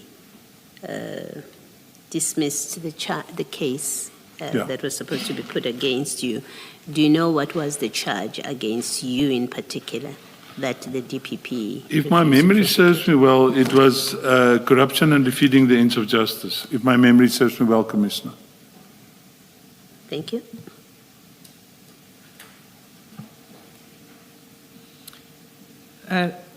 Thank you, Colonel. As I said, I might return to the Gerber report just for some of his conclusions, particularly about concerns that he did have, despite the fact that he didn't think that there was sufficient basis to pursue any disciplinary charges against any of the four of you. He did raise some concerns about the investigation, some of which we've covered a bit today. Yes. I would like to return to that, but before we get there, you were at paragraph 13, and you had read the first paragraph of your paragraph 13, and you said that at the time of the investigation you were asked to confirm the status of the exhibits. That's in correct, the case. Commissioner. Can you take it from there, please? If one looks at my additional statement, the first meeting we had with the people at Forensics in an effort to try and address this tasking that I received, myself, Lieutenant Colonel Jacobs, Captain Norkia, and Warrant Officer Morris went to Forensics on the 3rd of December. When we requested I explained to them the reason for our visit, and we requested them to physically see these exhibits. They went and looked for it, but they couldn't find the whole consignment. And they returned to us and they said to us, well, there's no problem. They couldn't. I said to them, that's not acceptable. And I then phoned, as I indicated in my original statement, I then contacted Brigadier Allen, who is their commanding officer. And I requested her to assist with this tasking and to actually intervene, because I didn't get joy from her personnel. And when did you contact her? You say it in the statement, if you can just say it for the record. I contacted her, I cannot recall exactly when it was just after our meeting, our original meeting in December. So in paragraph 13 in your main statement, your original statement, you say in the beginning of February 2025. Brigadier Allen contacted me. Oh, I see. So let's just step back. So it was December when you first made the request. Yes. They indicated there's a problem. Yes. But they couldn't answer your questions to your satisfaction. So we literally called it a day and we left. So I phoned her and I asked her to intervene and assist us so that I can adhere to this tasking that I received. Okay. And then if you could continue from there. So she then contacts you in the beginning of February. In the beginning of February, she contacted me and informed me that they found the exhibits in the storeroom, but that the exhibits were no longer in the brick form, but in forensic plastic transparent bags with no markings on it, but the bags had tags on them descripting the lab number as well as the case number.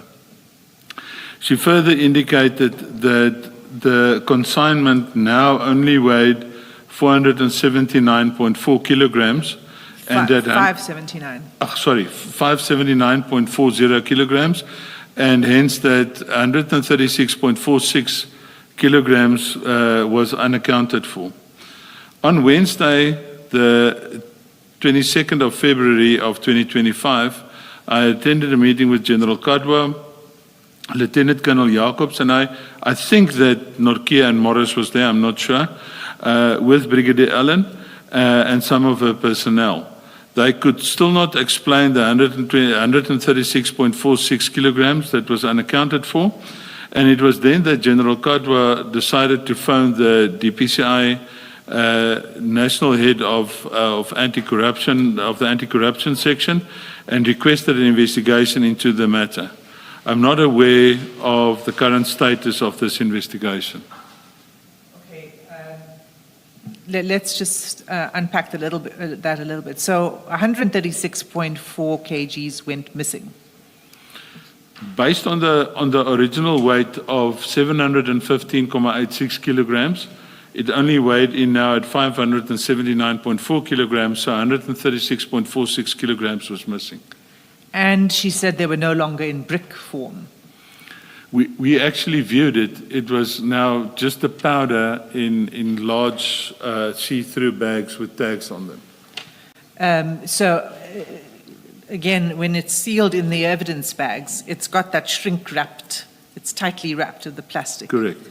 now that had been, so is the evidence of Brigadier Allen that it was now, that had been removed?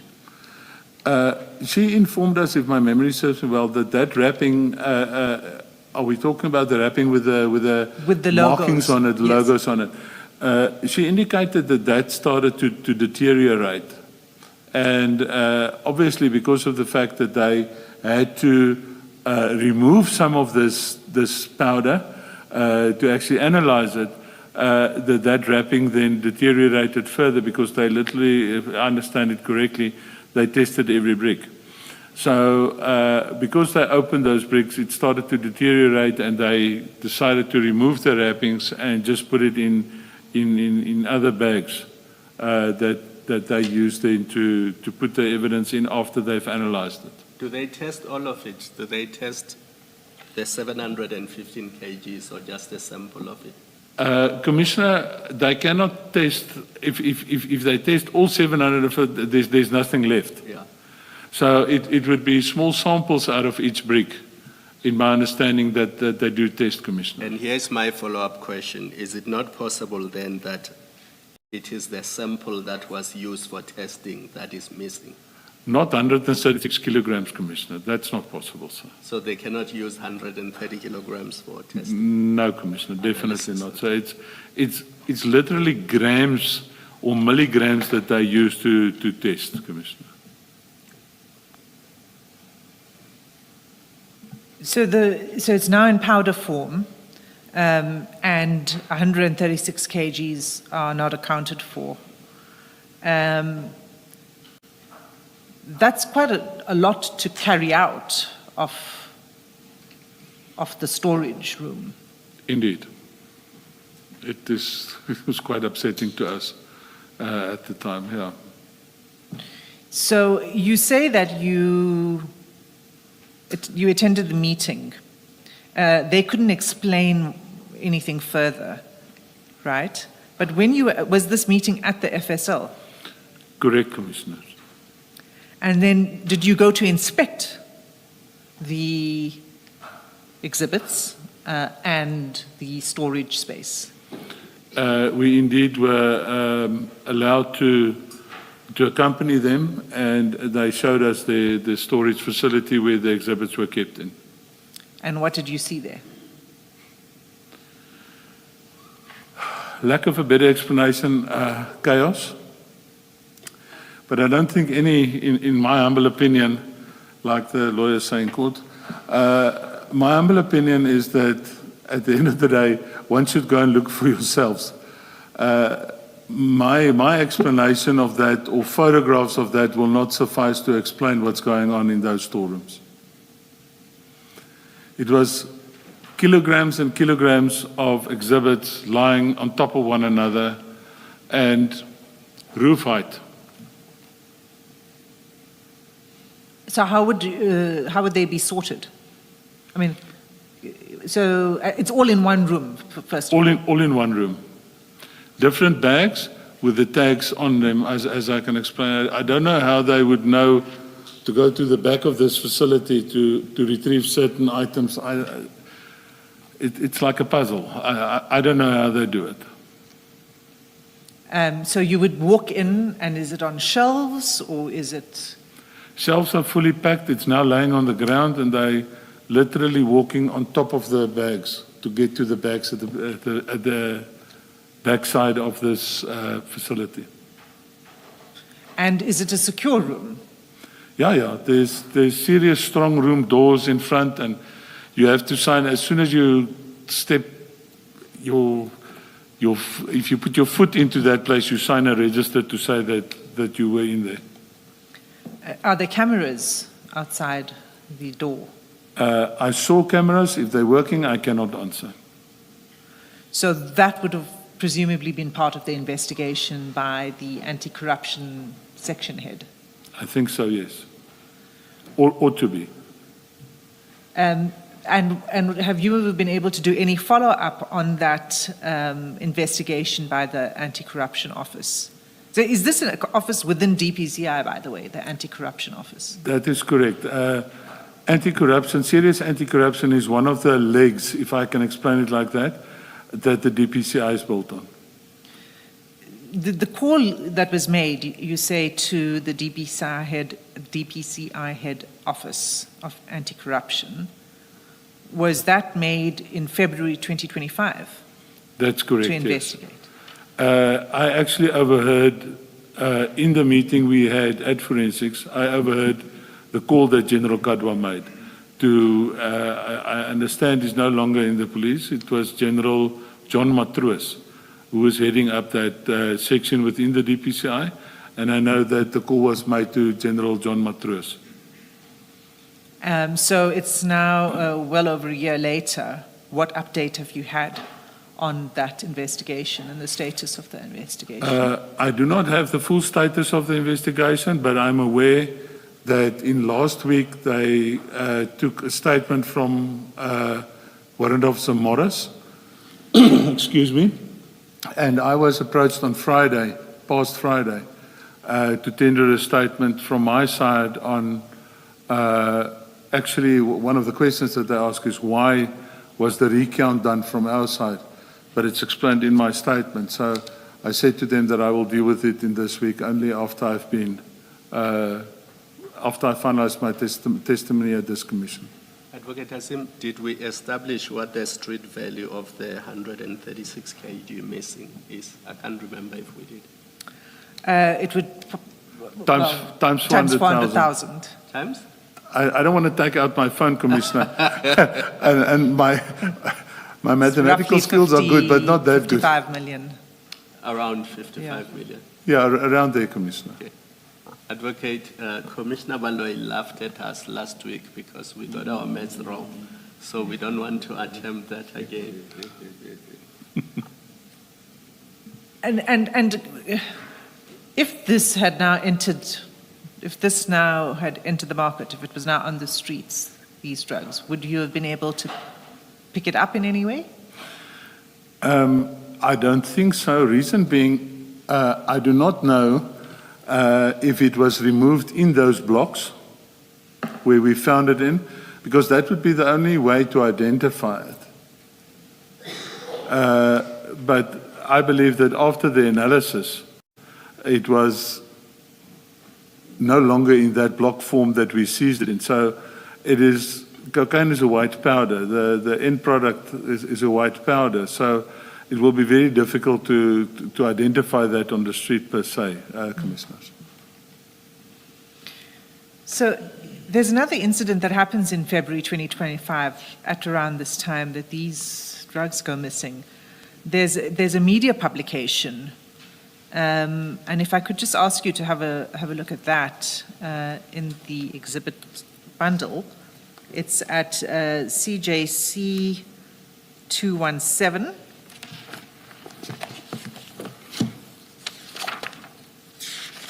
Page 109 of the bundle.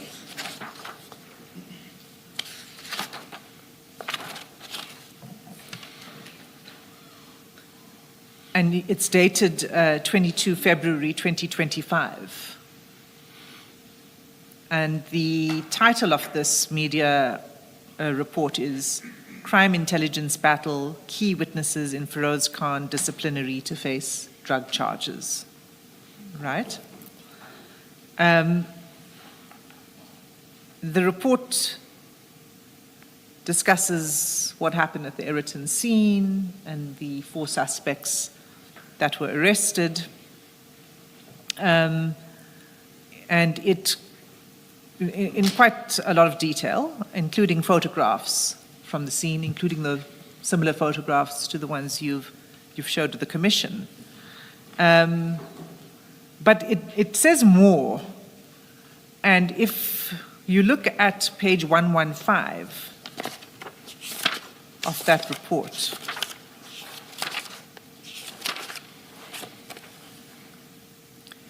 okay, now if you look at, for example, from the second paragraph of that report, of this media article,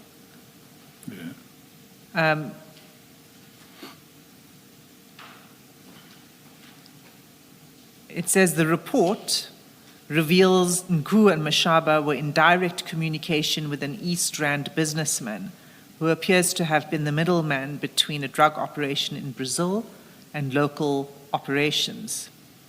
It then goes on to talk about chats from encrypted messaging services that revealed that Nku was talking about certain employees at the Durban port that were, in inverted commas, our guys. It refers to the businessmen who went by a particular alias. And you'll see also, as you scroll down, that this media article has the actual messages that were shared, that were obtained by internal Hawks investigators. It has evidence from the cell phone analyst, and it concludes, it opines that the emergence of this evidence is likely to prove crucial to Khan's survival in the disciplinary round, and then it continues to talk about Khan's troubles, and it's actually a very pro-Khan article. It's a very favorable article. And all of this evidence that it leaks, essentially, comes from an internal report that I think you're familiar with. Can you confirm whether you know about these WhatsApp messages and the evidence regarding Nku and the Durban businessman? Not this specific, I cannot recall the specific WhatsApp messages that's published here. And I do not know where would they have gotten this. I know there was analysis done by our PCMC, the Provincial Crime Management Center, which also forms part of the DPCI. But to where this comes from, and I haven't seen this prior to today.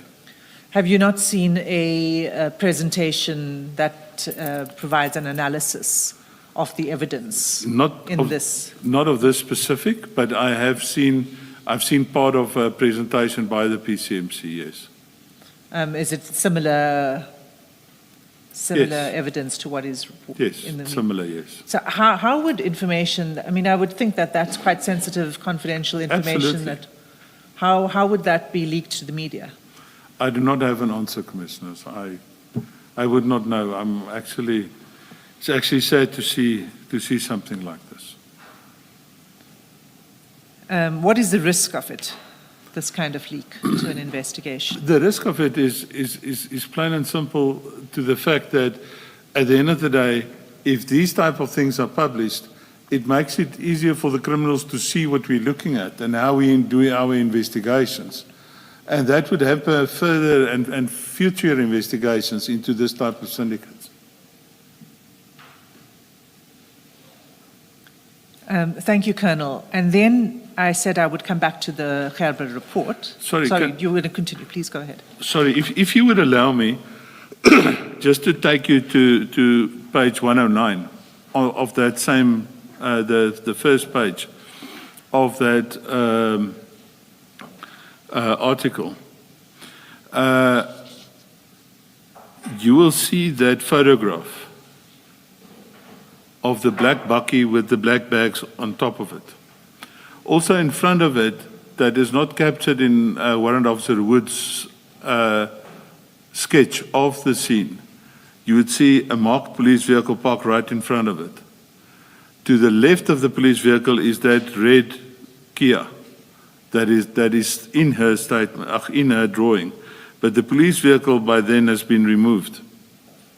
So I just wanted to highlight that I just saw now. Yes, thank you for bringing this to our attention, because Wood's sketch was only done at a particular point in the day, and was much later in the day. Yeah, here the sun is still shining. Here the sun is still shining, exactly. Indeed, correct, Commissioners. Colonel, this open back bakkie, is this the black bakkie that is referred to?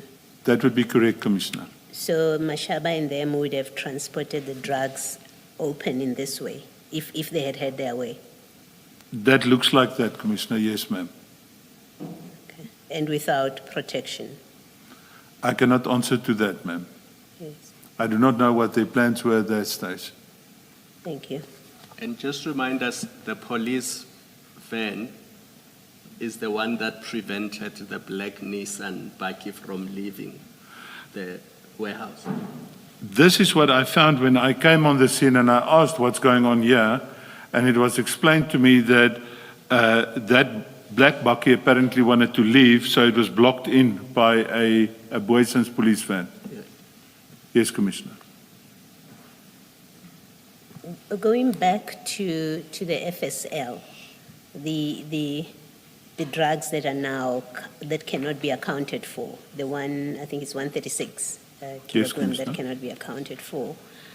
Do you know if FSL has conducted its own investigation of what happened, because this was in their custody? I'm not sure. I think Brigadier Allen can attest to that, Commissioner. I will not be able to comment on that. And you haven't seen any FSL records that account for who handled these drugs at different stages until the amount of 751 has reduced to the 579?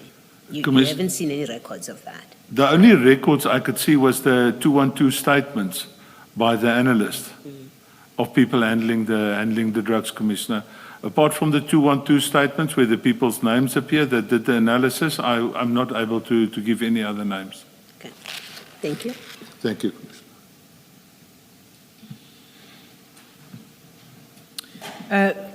So, Colonel, Major General Gerber's report, right towards the end of the report, where he makes some findings. If we can just turn to page 106. CJ?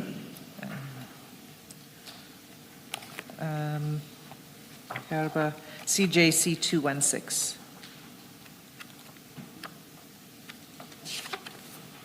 CJC 216, and specifically page 106. I'm there, Commissioner. Thank you. So he says he doesn't find evidence against the four. But then he says the following. He says, and it's sort of like the second paragraph just before the bullet points. There were fundamental administrative errors made by the investigators assigned to the team, and I highlight these, although they have no bearing on the IPID recommendations. And then he lists them. And he lists them as follows: errors in relation to serial numbers on the evidence bag, statement of Captain Norkia and Warrant Officer Morris, who performed the seizure together, differs, but was rectified and found to be an administrative error. The number of evidence collected, statements indicate 700, whereas FSL received 715. Several witness statements also confirm 715. The one brick of cocaine recovered by LCRC and handed over to DPCI, indicating members did not fully explore and receive all exhibits, a human error given the circumstances. Next, premature arrest of police officials, albeit justified based on circumstances at the crime scene. If allowed time to investigate, a different outcome may have been achieved. Lack of follow-up on alibis, thus allowing the defense to obtain statements and providing such in their representations to DPP. Statements from commanders, but initially indicated telephonically they were not aware of what their members were doing, but later changed their version, should have been obtained immediately. And this is, at least for me, the most important thing about all of that, is the next sentence. He says, the above will have serious implications on any future representations made by the DPCI to have the Boyson's case placed back on the roll. So the effect of it is no successful prosecution will come from this. Yes. Can you comment on that and the shortcomings that Major General Gerber identified?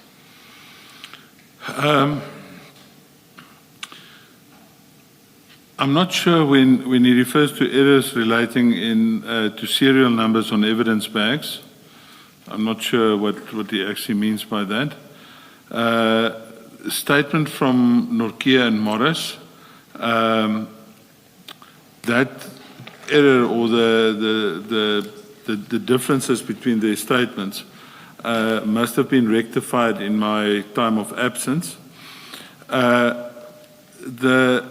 The 700 and the difference between the 700 and 715, if you have a look at my original statement, my handwritten statement, I did not mention any specific count of the blocks there. I only mentioned it in later statements. And I might have based my statement on the 212 statement from FSL. But as I said on the outset, my statement is to the best of my recollection. The one brick that was discovered, like I said, must have been the lighting, and it was human error. We're dealing with humans, although we expected to not make this type of mistake. We're dealing with human beings. In terms of the premature arrests, that is a 50-50 issue in my opinion. In hindsight, I would agree with him that we should have just continued with the investigation, and then indeed there might have been a different outcome.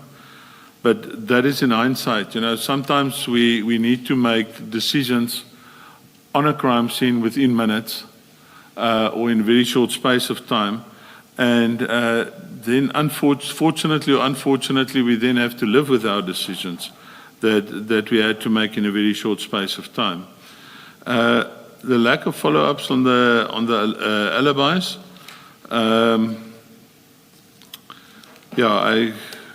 I think for the most part the investigation team did what they could in terms of following up on the alibis. The statement from the commanders, I was aware of a situation where certain of the commanders of the members that were arrested. I'm aware of the fact that those initial indications telephonically that they were not aware of their members on the scene, and later they said, no, we were aware of the members on the scene in statement form. That is worrisome, definitely worrisome as well. So that's basically my comments on these points. But yeah, if you know, unfortunately we don't always have a do-over in life. But I would do certain things differently. For example, the investigation before the arrest. But yeah. Unless there are any questions from the commissioners, that's it from me. Can I just, the supplementary statement, should we amend that reference to 134? It would clearly be incorrect because I think it's on page 12. No, sorry. Yeah, page 12, paragraph 51. The supplementary. It should be 136.46. Thank you, Commissioner. I think that was just a typo. Yes.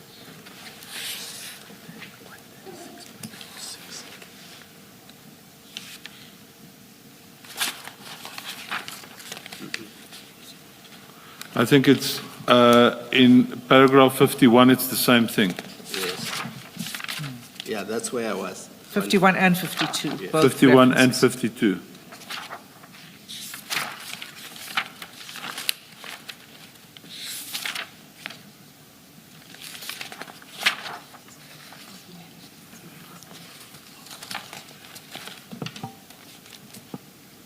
Yes.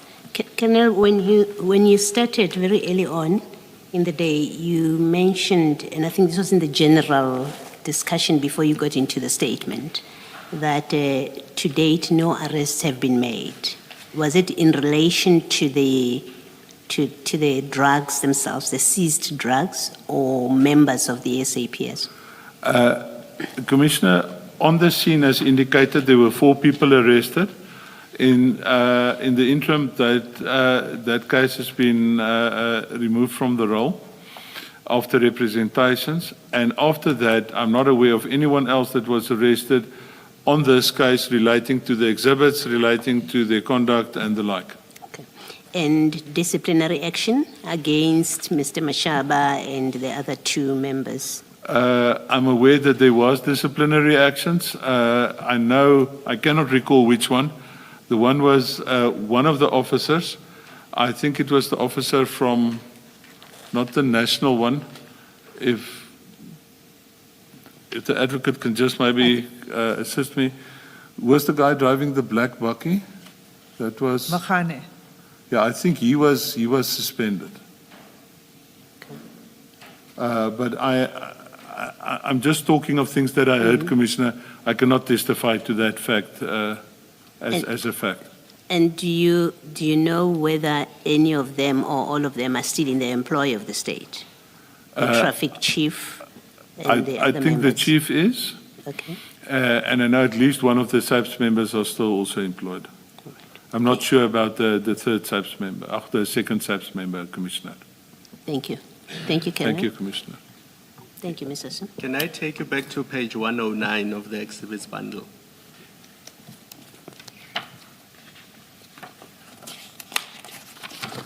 CJC 217. I'm there, Commissioner. Yes. Colonel, just looking at that photo, I mean, surely that is wrong, that you can load these bags in the back of an unmarked van, which is black in color, before the exhibits are secured and properly sealed and properly numbered and properly counted, just on its face. And photographed. It was not photographed before this. They haven't even been counted or put in seal bags or anything like that. Somebody has loaded them in what is clearly a private vehicle, and they are removing them from a from a crime scene. We established that this is, my humblest apologies, Commissioner. Where you sir. find drugs, I mean, it's a crime scene, Absolutely. and that scene must be secured. Absolutely. But here they are already being removed, and somebody's taking them somewhere. Yeah. You will also see that this is before we came to the crime scene. Look at the people standing around. The gentleman there with the red shirt, no, is definitely not a police officer. So this was before we arrived there. So it's not even cordoned off. Like one of the first things that the advocate highlighted was that it should be there should be at least an inner perimeter, which wasn't done if one has a look at the photograph. So when you say that that's improper and incorrect, I have to totally 100% agree with you, Commissioner. Even assuming the arrest was premature and improper, just looking at what they have done in that photo, Yes, that is contrary to all the prescripts. 100%, Commissioner. I agree with you, sir. Okay, thank you. Not that it makes a difference, any difference at all to how this was handled and how improper it is. I think you wanted to make a correction, and I think it's something that I picked up from the statements, that van turned out to be a police van. That's correct. It That's was so. a police van, yes. Thank you. Or not a police van, but a police vehicle. A police vehicle. Yes, Commissioner. The black vehicle, yeah. What does that mean? Do you mean it is being driven by a policeman or it is registered as a subs vehicle? It is registered as a subs vehicle. But as you know, even vehicles registered as subs vehicles can be used to commit offenses. Absolutely, So Commissioner. it No. doesn't follow that just because it is registered as a police vehicle, it was conducting proper police business. Your comments 100% correct. But then Commissioner. again, on the flip side, you can't assume without more that they were committing a crime. 100% correct. So you must investigate all these things. Indeed, Commissioner. Thank you. Sorry, Chair, your commissioners have caused me to have a follow-up. Because the issue of premature arrests and all of that is quite important here. there were several people who arrived at the scene, the first responders I was referring to earlier. And along the way, and that's, I think, where Warrant Officer Pakula comes in at a certain point, because he only arrives, when we were looking at the timeline, he only arrives at the Eritton. He doesn't follow the truck with the others, right? He arrives in Eritton. And one of the findings by Major General Kharba was that he thought that Warrant Officer Pakula was genuinely trying to investigate the scene, but then was subjected to the arrest and all of that. And perhaps that was the comment about the premature arrest, because if he wasn't complicit with the others and the black bucky and the removal of the drugs, he may have been able to do more to do some processing of the crime scene. Can I get your comment on that? I cannot really comment on Pakula's role there, but I don't know. He was, who asked him to come to the scene, and why? If he's at a national investigation entity, why didn't he contact the correct people? He contacted Sipungu, Colonel Sipungu, who is his commander, who was on leave. And if you again have a look at that photograph on 109, that red Kia there at the back would be the vehicle he came in. The red vehicle? The red Kia vehicle that you can only see the nose of in that picture. So at the end of the day, if he would have done something, the first thing, why didn't he secure the drugs and at least have an inner perimeter? That's just a question I would ask. But I cannot comment on exactly what he did at the crime scene, commissioners.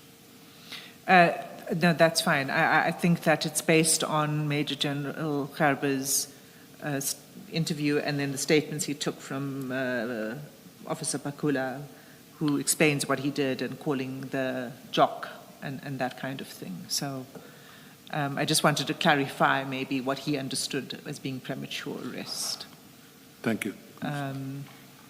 That's all from me. Thank you, Commissioners. Thank you very much, Colonel. You're excused. Let's adjourn until 9:30 tomorrow.